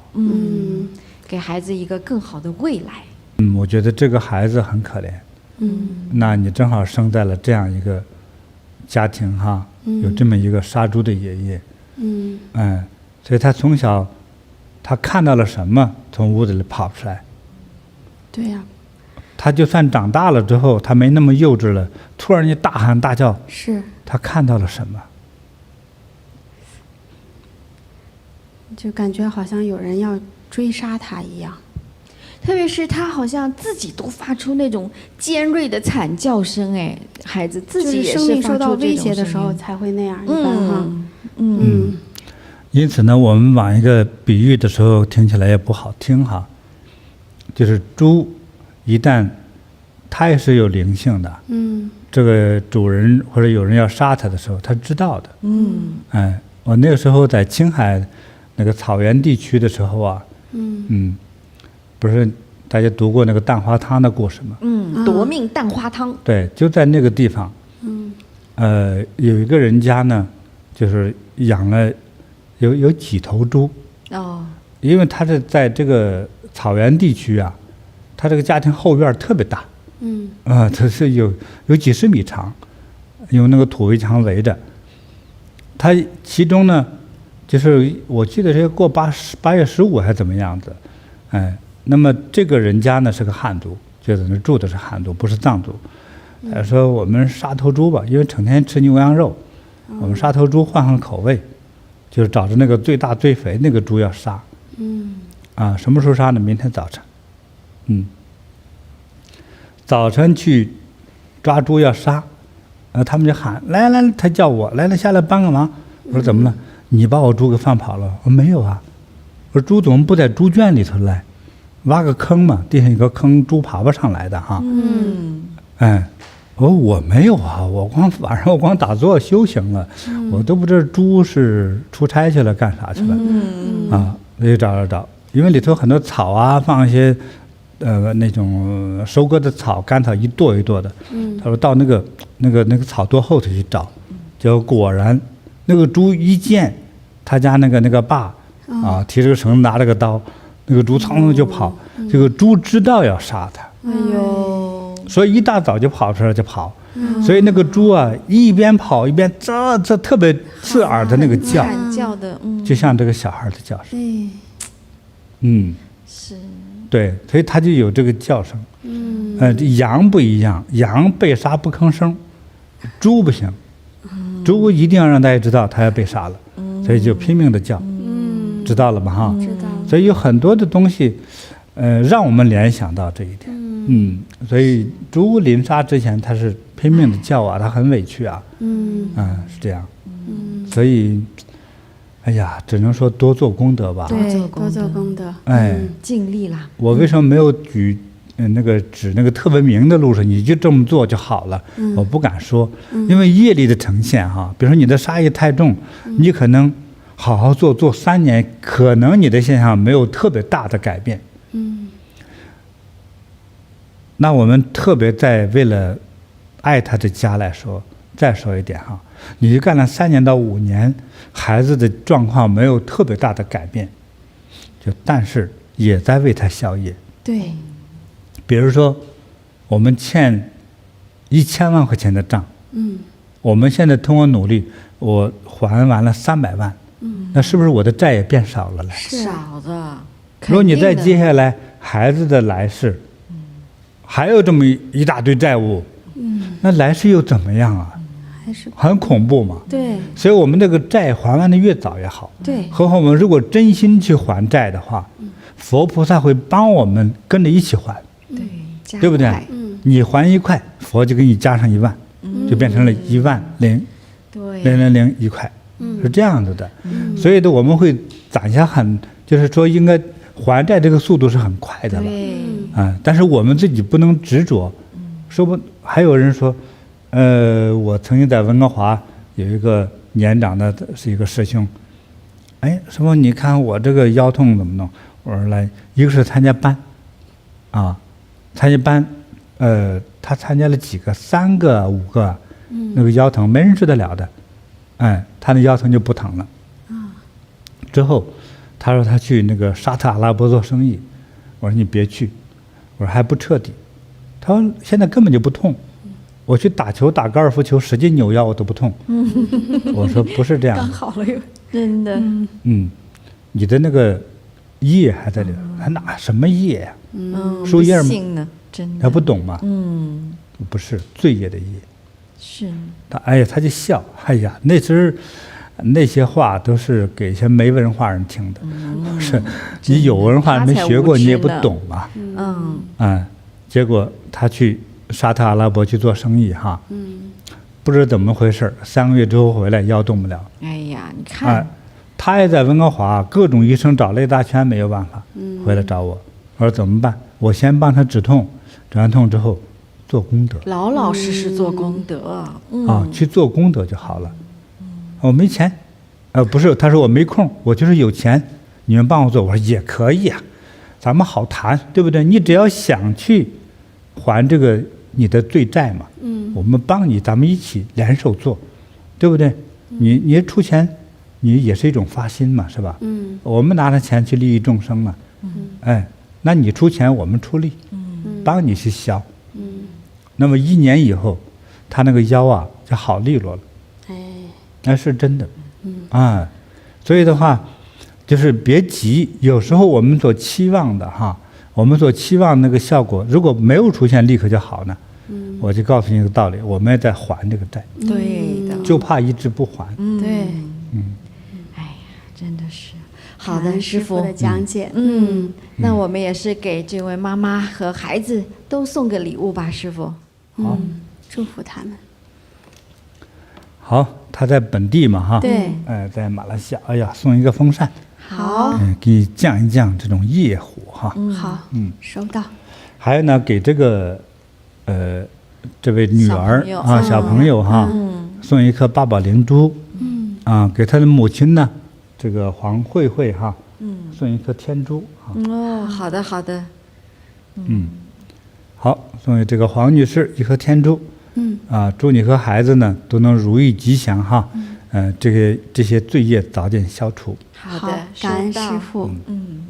好。师父，接下来是我们的网友美玲写来她的故事，他们整个家族轮流病倒的离奇的经历。师父好，弟子美玲想和您分享我为小姨做功德后的神奇经历。我的小姨在前年2021年的10月因为肝癌而往生了。小姨生前是菩提弟子，我们为小姨点了49天超度灯，也赞助莲花生大士心咒，并为她念佛等等。1个月后，小姨给我托梦说，她要去台湾彰化县投胎，而且她还告诉我在什么街道、哪户人家等等。醒来以后，我只记得彰化县，其余的信息都不记得了。我和家人分享了我的梦，全家人都很开心，小姨这么快就要投胎了。没想到去年2月到4月清明节前，我妈妈这边家族的人离奇的轮番病倒。我妈妈他们姐弟5人，我大姨、我妈妈、我小姨、大舅和小舅，家家都开始出问题。首先，我听了妈妈说，小舅家我的表哥2月病倒了，30多岁年轻力壮的小伙子突然病倒，被折磨得睁不开眼睛，多天高烧不退，去医院也查不出原因，找了通灵人看，说是我的小姨没走，回来找家人了。到了3月，在另外一座城市的大舅家的表姐出现了同样的症状，而且她的心里很想念我小姨，工作也不能做，每天在家没日没夜的哭。家人觉得她的状态不对，带表姐也找通灵人一看，通灵说了同样的话，说我的小姨没解脱，让我们烧纸去送一送。同一时期，我大姨家的表姐在另外一个城市也生病了，完全相同的症状，同样是哭，想念我的小姨。到了3月底，妈妈每天都梦到我小姨，没几天，我和妈妈都病倒了。妈妈躺在床上，眼睛都睁不开，走路没力气，饭也吃不下，只想睡觉。而我呢，莫名其妙的发烧，无力，眼睛睁不开，脑袋不清醒，昏昏沉沉躺了3天起不来。在我发烧到第4天的凌晨，我梦见小姨，我第一句话就问：哎，小姨，您不是投胎了吗？怎么又回来了？小姨和我说，我本来是可以投胎的，但是因为我生前赌博的行为，让我没走成。我着急的和她说，那你快求师父呀，你快求师父。后来我从妈妈的口中得知，小姨生前确实有几年的赌博行为，那几年她频繁的光顾麻将馆，有赢钱有输钱，每天在麻将桌前情绪大起大落。他的儿子长大后也沾染上了赌博，并偷偷在外欠下巨额高利贷赌债。我小姨知道后，拿出所有积蓄，东借西借，帮助儿子还清了巨额的欠款。几十万的钱白白的送给了别人，我小姨心痛不已，她痛哭流涕地跪在师父法像前忏悔，痛下决心，发誓决定改掉赌博的恶习。在师父的加持下，小姨从毒瘾中走出来。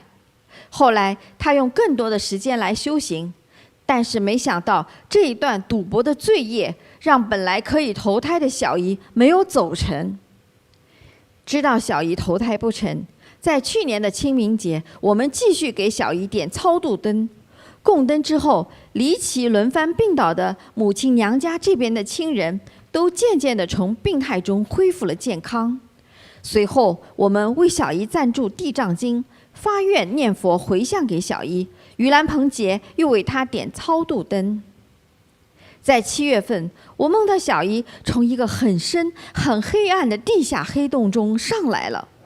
她上来的时候，微笑地对我双手合十。11月末，药师佛圣诞的当天早上，我又一次梦到小姨。小姨穿着我们菩提禅修红色的法师服，很平和、大方、美丽。而且小姨欢喜地和我说，她要去一个吉祥的地方了。从此家族里没有类似的生病的情况发生，妈妈也没有再梦见我小姨了。感恩师父教导我们做功德的好处，给我们机会为往生的亲人做功德，帮助他们获得解脱。这故事听得挺开心的，师傅。最开始我觉得有意思，就是小姨都托梦了，说我要去那个哪儿投胎了，彰化县。彰化县，对，连街道什么都说了，哪个街道、哪户人家都已经定好了呢。是，我们这美玲师姐就跟家人都分享了这好消息。可是没过多久，这家人接二连三又都病了。然后找人一看，说小姨没走成。小姨也是挺莽撞的。对，后来也是才知道，还好又托梦了哈，给他妈妈才知道，就是因为他过去赌博的这一段经历，这一段业，让他都不能去投胎。对，这赌是有罪的。是，所以还好啦。我估计啊，小姨投胎不成怎么办？他得找人帮他解脱，所以就轮番的找家里的亲戚帮忙。一会儿找大表姐，一会儿找二表姐，一会儿还找表哥啊，然后再找了这个美玲的妈妈，就轮番找，那就得找人帮忙啊，是急呀，真的是，因为他也是菩提弟子嘛，其实知道这个时候他需要功德，那还赌博？对呀，你本身就是违背基本戒律啊，就是嘛，要受惩罚的，要受惩罚的，这他可能也知道这个，所以就是后来就是家人再给他点灯做功德，赞助地藏经，念佛回向给他，再点灯超荐，不断累积做功德。后来再一次的话，美玲自己梦见小姨了，这个时候还穿着咱的法师服，这回是正儿八经的再去投胎了，要去吉祥的地方了。所以这个故事很有趣哈，很有意思。但是我们也看到哈，这真的就是一个灵魂这样转世投胎的当中那么多环节。对。他其实这听起来都挺直白的了。是的。那就是按照他说的，小姨最后穿着法师服还是很好的哈，说我要去吉祥的地方了，是不是就算是可以放下心来了？他们对，就是有一个现象呢，就是虽然他有毛病哈，有一个做人行为上的毛病，比如说赌博这件事情，而且因为赌博呢，其实也让他也活不好了。因为欠下一大屁股外债哈，对，甚至是其实严重一点是带给他的那种追债的压力哈，家人对他的那个排斥讨厌呢，对，其实让他活得很痛苦，是这样，所以也其实这些问题也造成他死亡，就是我认为的，对，所以他这个思维不靠谱，也警醒给我们。就是他还没有去台湾彰化，他就说他投胎到那儿去了，所以这个人呢还是比较冲动型的，就是不动脑啊，莽撞，还没定下来，你自己感应了，说觉得彰化好，你也想去投到彰化去，对不对？因为很少说有这个灵魂做这种梦哈，不靠谱的事儿告诉亲人，说去彰化了，结果没那事儿，说因为赌博去不了。到阎王爷那儿一算，一算账，最后一看不行，分儿不够。对，赌徒赌徒不能去。已经在那儿赌徒是没办法了。你作为一个赌博有罪的人嘛，明明对呀，你这个赌博是有罪的，因为你会让自己家人无法生活了。对，他的罪过在这里，伤害，对，大的伤害。你可能这一辈子的积蓄那好不容易存来的钱，叫你3天2夜就把它给弄完了，对，所以挺害人的。是，所以我们不赌博好的，师父。那但是到后来还挺好就是穿上我们法师服对，这意味着什么呢？作为很多的菩提弟子或者佛弟子还是喜欢帮人的。我相信在平时行为之中比如说注印经典去帮助其他受苦的人那么做这些功德的时候他其实就有获得了一个很强大的能量。对，就是但他毕竟是个人嘛，因为离我住的又比较远，所以挨骂机会比较少，所以他还有赌博这个行为哈。对。那么之后呢，他毕竟去世了，经过忏悔呀，还有亲人帮他做功德呀，就把他这个罪就抵消了。但是呢，还可以往生。对，这叫所谓的带业往生了，也是。是，感恩师父也让我们明白了这道理哈。那师父，那我也有个问题哈。其实我们网友经常写信回来说，师父，我今年给我的祖先做了这个功德，点了那个灯，很高兴哦。我看到他们就是什么也特别的穿得好好的，漂漂亮亮的，到光明的地方去了，就是一番吉祥的描述哈。好。转眼过了几个月，又写信来了，说又看到这个祖先怎么又，愁眉苦脸的了呀，或者哀哀戚戚的了呀，或者雨了，对呀，雨中他怎么会有的时候都很好了嘛，都吉祥了，怎么又有不吉祥的这种现象发生呢？出现，就是我们在梦境中，看到他的吉祥的那个现象哈，就首先第一个，他这个吉祥不是永恒的。因为他没有这么大的功德，其实我说这个自然的世界哈，其实它是一个非常的公平的一个世界。我们比如说如果是在太阳这个大火球上，它超过20万度，对不对？你是在太阳上的物质，你不可能是地球上这个土嘛。你比黄金还要坚固到1000倍、10000倍，对不对？你是一种特有的物质，才能成为这个太阳这个星球上的物质，对不对？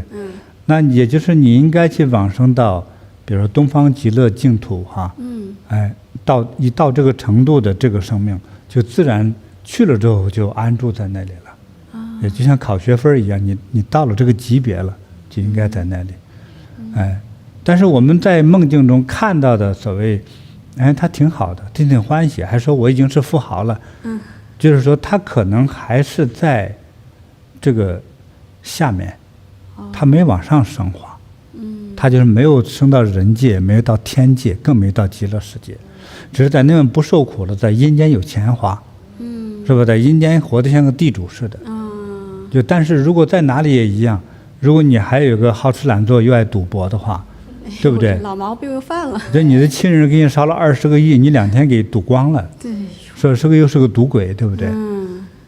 那所以下一个礼拜你再遇到的梦，所以说更凄惨了，比上个礼拜还凄惨。如果刚给你烧了钱之后，你又没了，又不够花。所以说，这个毒瘾吧又犯了，一下没戒掉，忘了你们的嘱咐了没忍住又赌开了，是吧？对哦。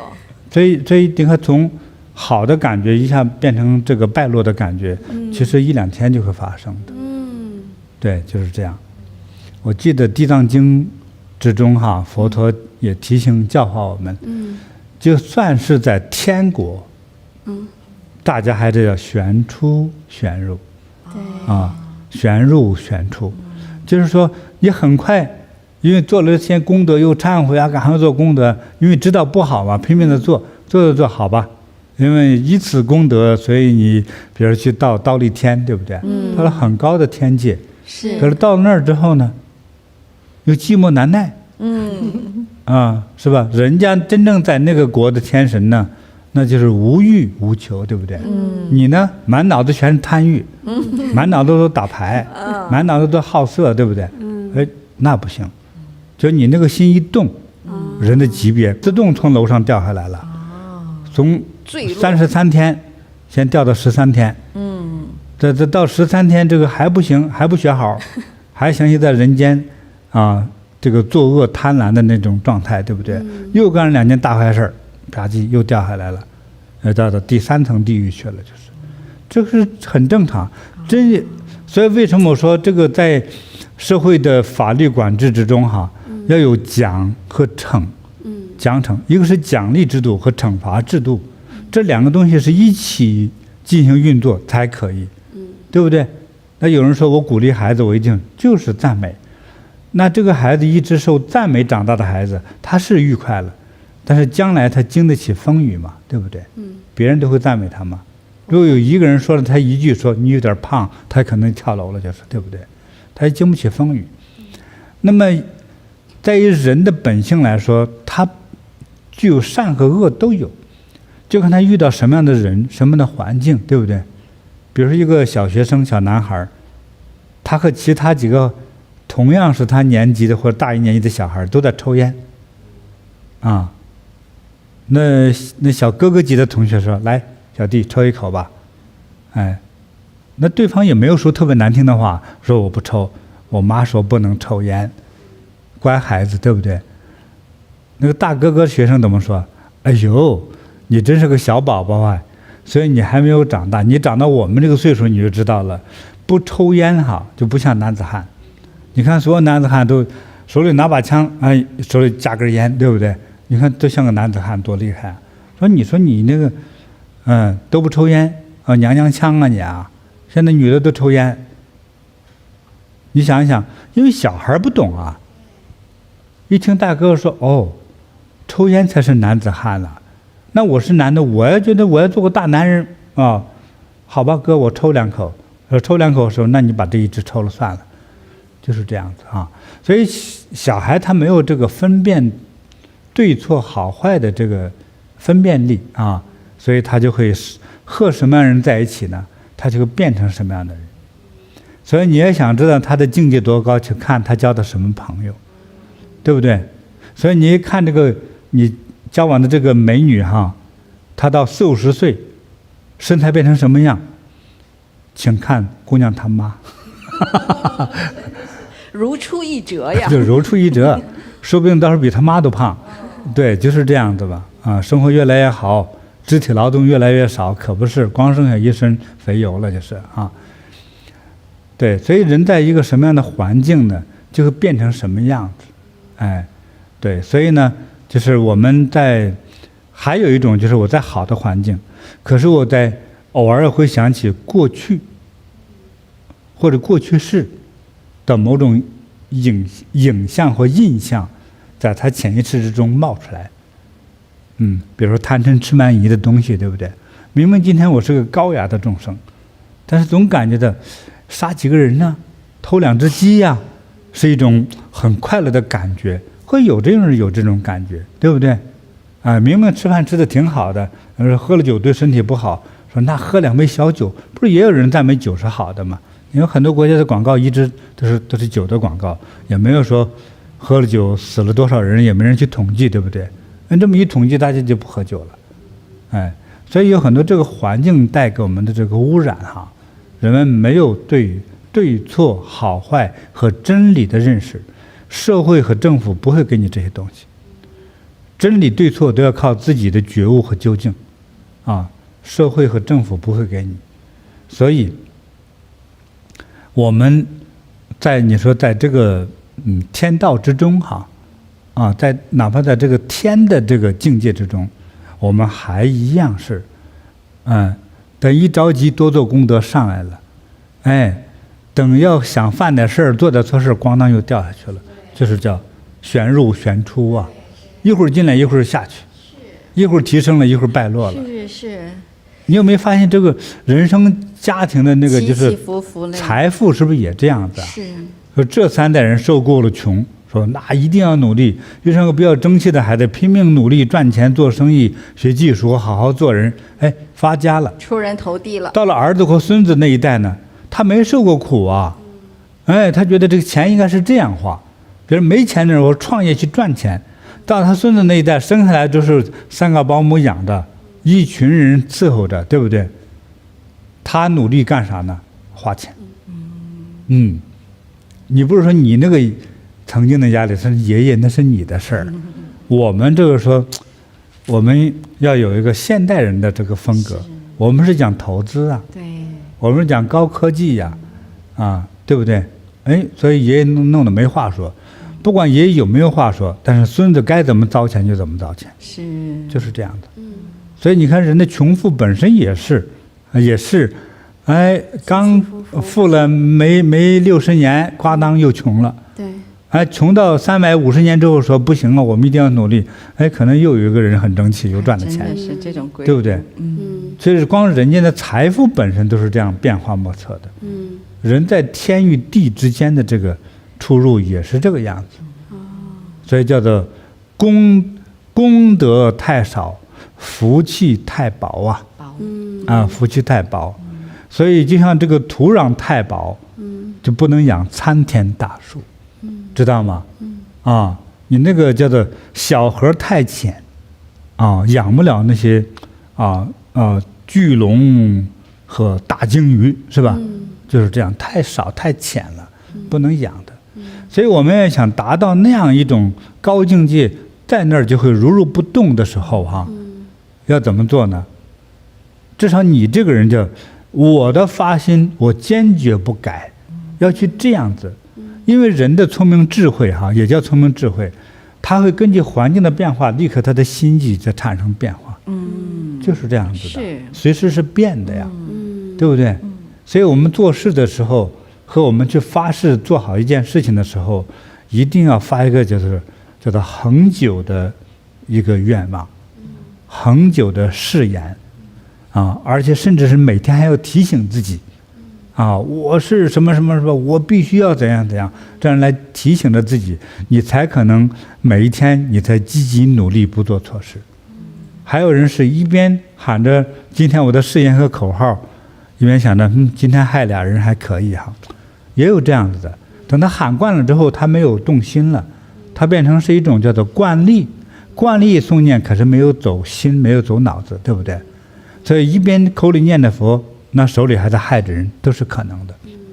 所以我们想有一种稳定的升华，或者我成为永恒的大富大贵，与天地日月同寿，你应该就是叫非常坚定的发心非常坚定的发心，才可能让你在那种好的状态更持久，而且时常还要打理这点我讲的有点多对，特别好，感恩师父。教化。对，所以像我们为祖先做功德，也是要持之以恒不是说今年做了，看到祖先不错了，完事儿了，没这回事儿。对，就这一点呢，常打理这一点呢，我想起那个谁和神秀对话那个六祖慧能是不是和他那个教师爷的一个对话。对，当时五祖不是要有传承吗？给他们出题目，看谁能答出来，是吧？大家很难答呀，因为尤其是禅机禅境这个东西很难领悟，你写错了还不够挨骂的呢，对不对？所以呢，他这位大师兄那位是说，身是菩提树，心如明镜台，时时勤拂拭，勿使惹尘埃。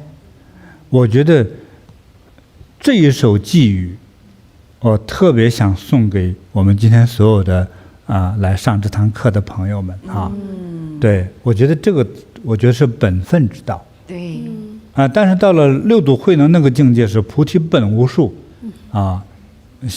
明镜亦非台这个概念呢，也许是更超然的。但是我想，如果说我们什么都不在乎了，就没有了一个为人做事的准则的时候当然我们所说的不是六祖慧能，是属于这个境界。说一个普通人，当我没有任何顾忌，我什么好事坏事都敢做的话，能谈得上什么觉悟和功德呢？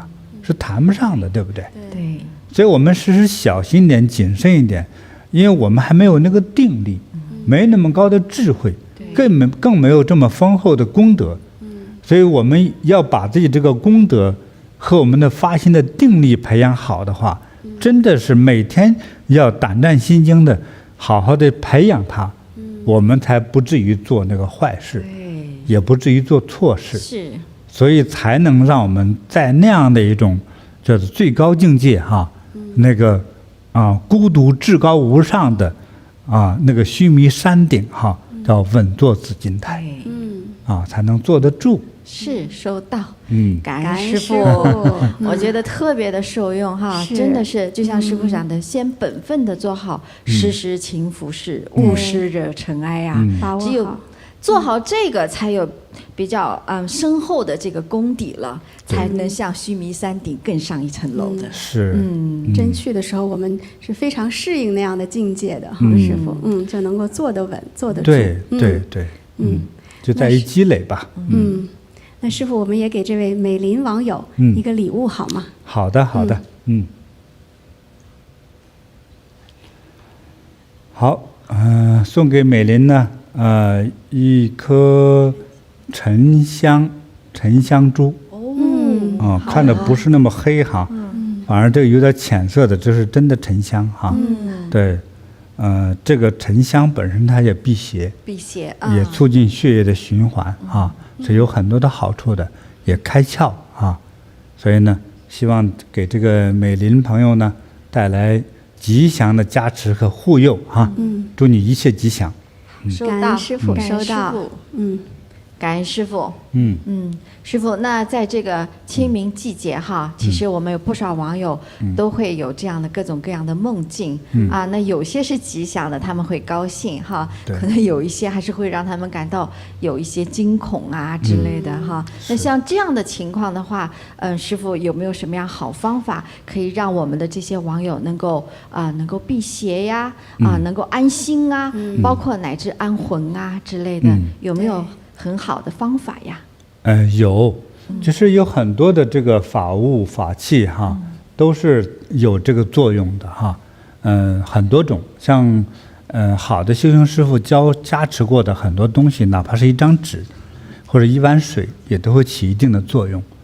记得吗？今天的故事之中，有一位小孩哈，这个他那个状态不好，就是晚上惊叫嘛，睡不着，去到神庙里头，那些师傅呢，法师呢，拿这个黄标纸符纸烧之后念过咒，做过法，烧了之后冲水喝了，他那个半年左右就比较好，对不对？是有效的，对，非常有效。所以这个能够辟邪的宝物有多种的哈，对。但是我们一般的商品没有这个作用力啊。现在你看，我刚才赠送礼物的哈，9股小号金刚杵，这是纯铜做的哈，我都加持过，希望能够辟邪，并且使你的人生更加顺畅、通畅。什么夫妻不和呀，事业中多磕磕绊绊的呀，带上它就比较好一些啊。这是铜的，这个是桃木的桃木本来就是辟邪的对，这是9股这是5股的，5股的对，5股的也是特别好哈，作用力是更强哈，还挺威猛的，是，哎呀，对，这个大呀，这个你就放在你的屋里，放在一个高一点的地方哈，把这个金刚杵放在那儿，这个头呢对着门或者窗的方向，那些邪气就不进来了，就是这样子啊，太好，对，这个是比较直白的哈，这些法物，还有像前面摆的这些，尤其是红色的这些宝珠哈，那像这个红色宝珠呢，它是属于南红的就是红色玛瑙的一种，但是纯红色最有它的因缘哈，它也象征着火、太阳、血液等综合的能量，还像朱砂所以这个红色的物质容易产生辟邪的作用。何况这是天地创造的一种宝石，对，我们再给它一加持都会起这个作用。还有我自己做的这个八宝灵珠八宝灵珠这个对，还有一点更是神奇。再就是这个密宗的这些，我们只能说神像类这些愤怒像，它这个威猛的愤怒像它有多种降服的作用。首先是对真正世间恶魔的降服。它怎么降服？一般恶魔就不敢靠近它，至少说不敢靠近它100米。所以我们一个家才多大？家里供奉上它之后呢，这个恶魔就不来。当然，在修行更高境界说，它也能降服我们内心的恶魔，就贪嗔痴慢疑，甚至包括胆小鬼，这些都是被降服。包括我们的懒惰它都要降服它，是吧？还有就各种因缘看到的邪气啊、恶魔呀、鬼怪呀，对，你的家里头这个是可以供在卧房的哈，供上一尊这样的愤怒像，哎呀，这些邪气鬼气就不敢进来了，不可能进得来，因为他们也要小心他的命啊。对，这个愤怒像是，尤其是邪的东西，它见了就把你吞掉了，就是。对，所以你供奉他呢，你不要担心他把你吃掉哈，谁供奉他，他保护谁，他也会保护你的家人。如果是企业主的话，更会保护你的企业兴旺发达，他避开那些邪魔对你的侵扰。对。那今天呢，我再给大家讲另外一种东西，过去我没有讲过的，辟邪的宝物，是我们这个日常生活中啊非常常见的一种调料，就是盐。盐也能用啊？青盐。也叫大盐啊。叫青盐。青盐。那这种盐呢，在过去我师父就带我给别人帮忙啊，处理一些事情的时候，其实我那时候也有点疑惑，这个起不起作用？但事实我观察之后，特别起作用。比如说在这个畜牧业地区啊，就养牛养羊的地区哈，它这个瘟疫来了，真是恐怖啊！一夜之间，牛羊死光，你会发现羊圈里羊全部那个腿蹬直了就死了，一夜之间。那你作为这个主人，你可不可惜啊？你想，因为这个病的牛羊是不能卖的哟，还要花钱找政府或什么机构把它烧掉才行，要么要挖很深很深，好几米深之后把它埋了之后，还得放上很多那种杀毒剂，再把它掩埋起来。是这样的，要不然它就会污染，让别人家牛羊都死。其中一个他们撒上这个盐，师傅说，我问师傅说，那为了撒盐管用吧？不是，为啥要这么问呢？生活中常见呢。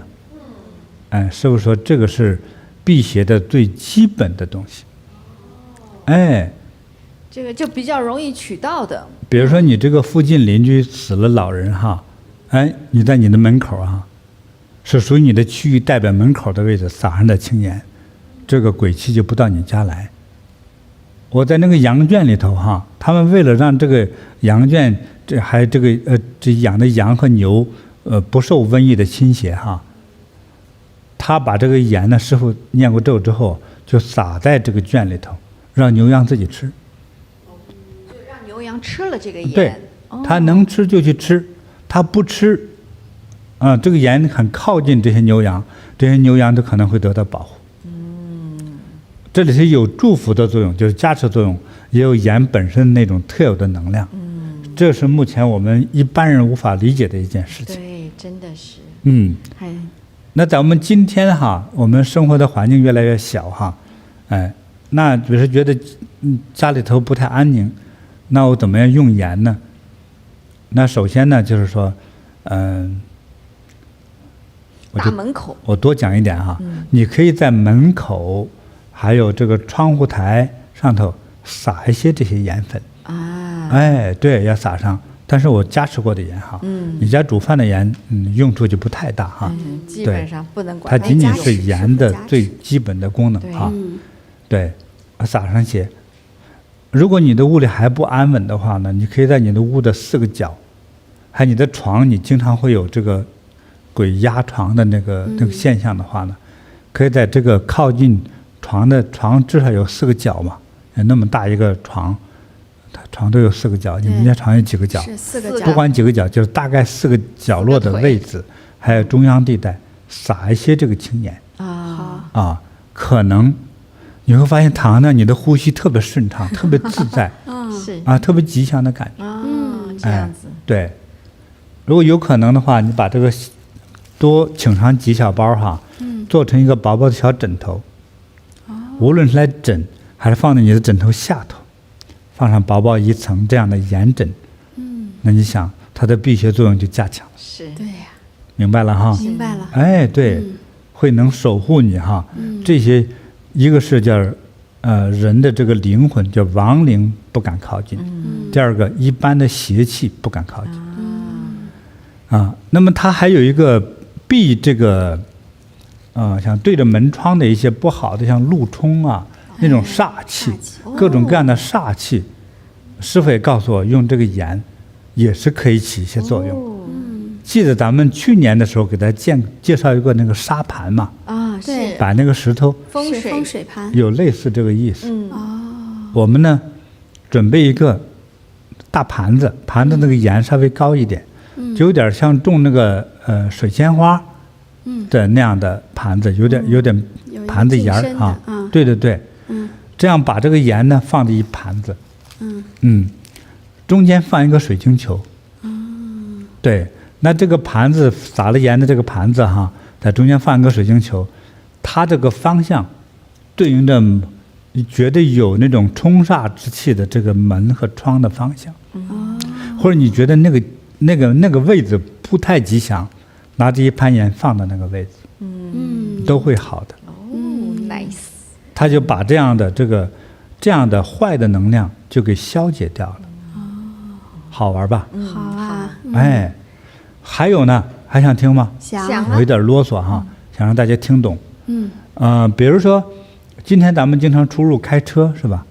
哎，那个时候我就见师傅做的呢，他不太讲究用嘴喷哈，他那个盐呢就融化，这个放到水里它就融化，搅一搅哈，融化了之后，你不能这个盐量不能太高哈，你让太高呢也有它强烈的腐蚀性。对，比如说一个普通的一个桶嘛，提水的那个桶，就抓上一小把盐，放进去，找棍子搅一搅，一会儿它可能有的10分钟就会溶解了哈。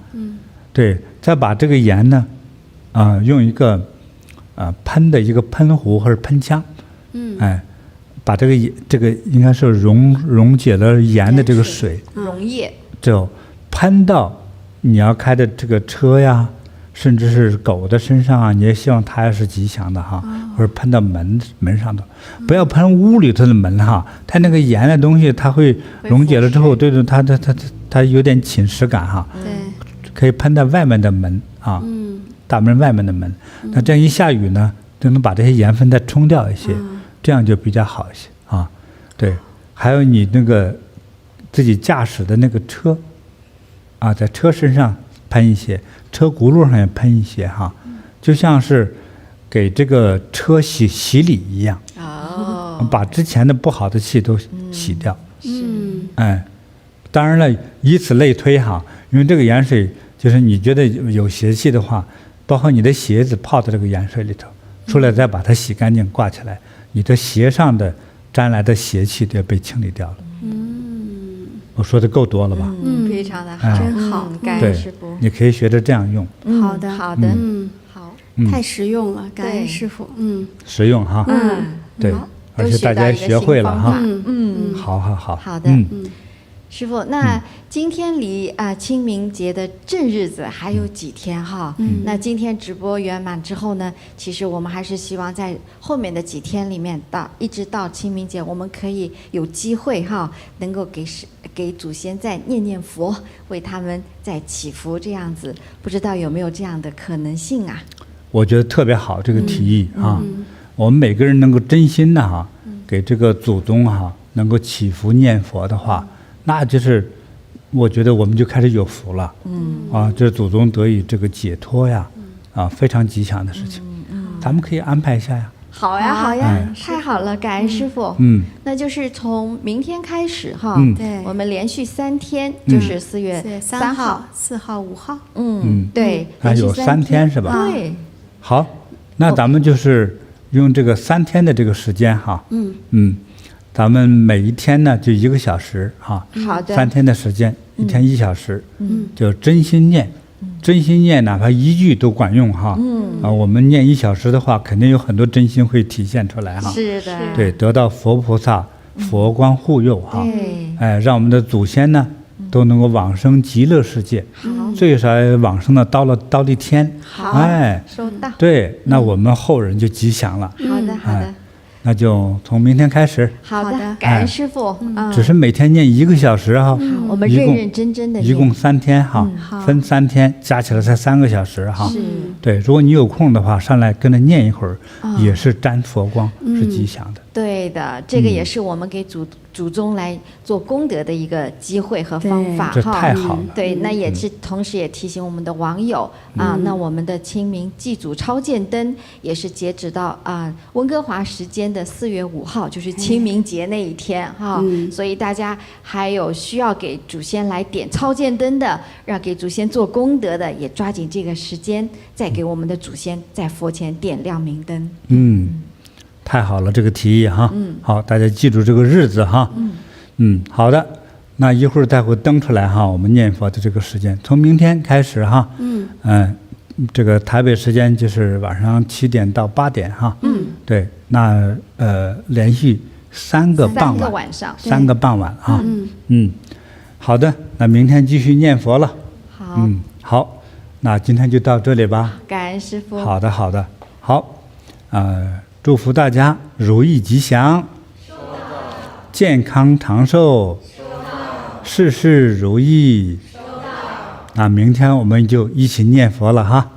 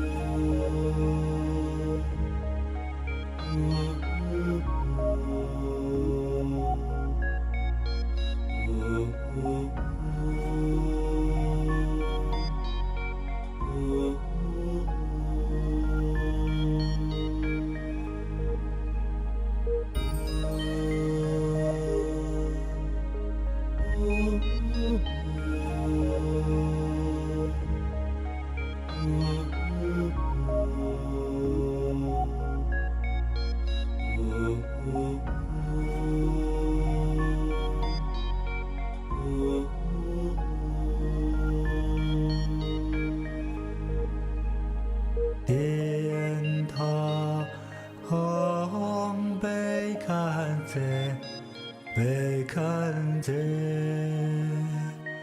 玛哈贝堪则兰扎萨摩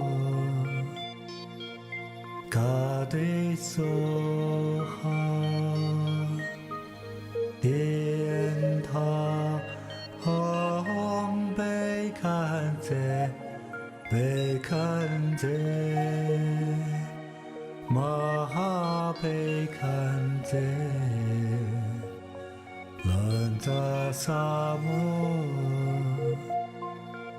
嘎对梭哈天塔红贝堪则贝堪则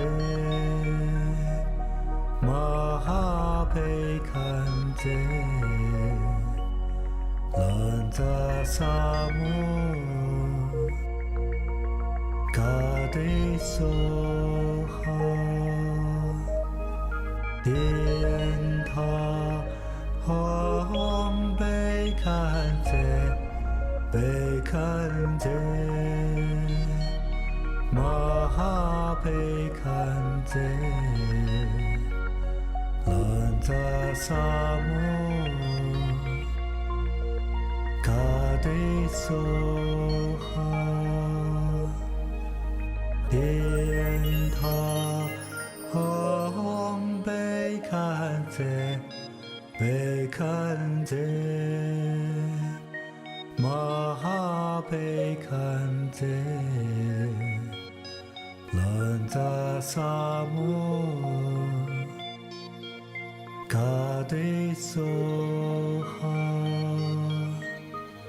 天塔红贝堪则贝堪则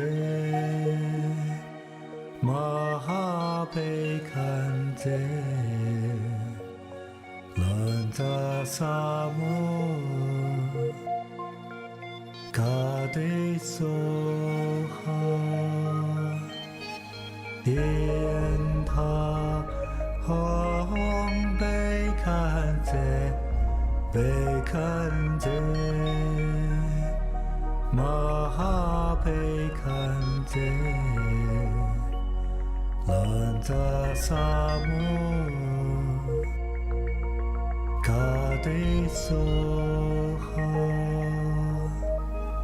电塔吽贝堪则贝堪则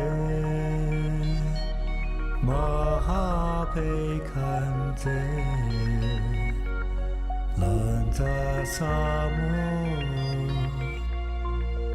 嘎对梭哈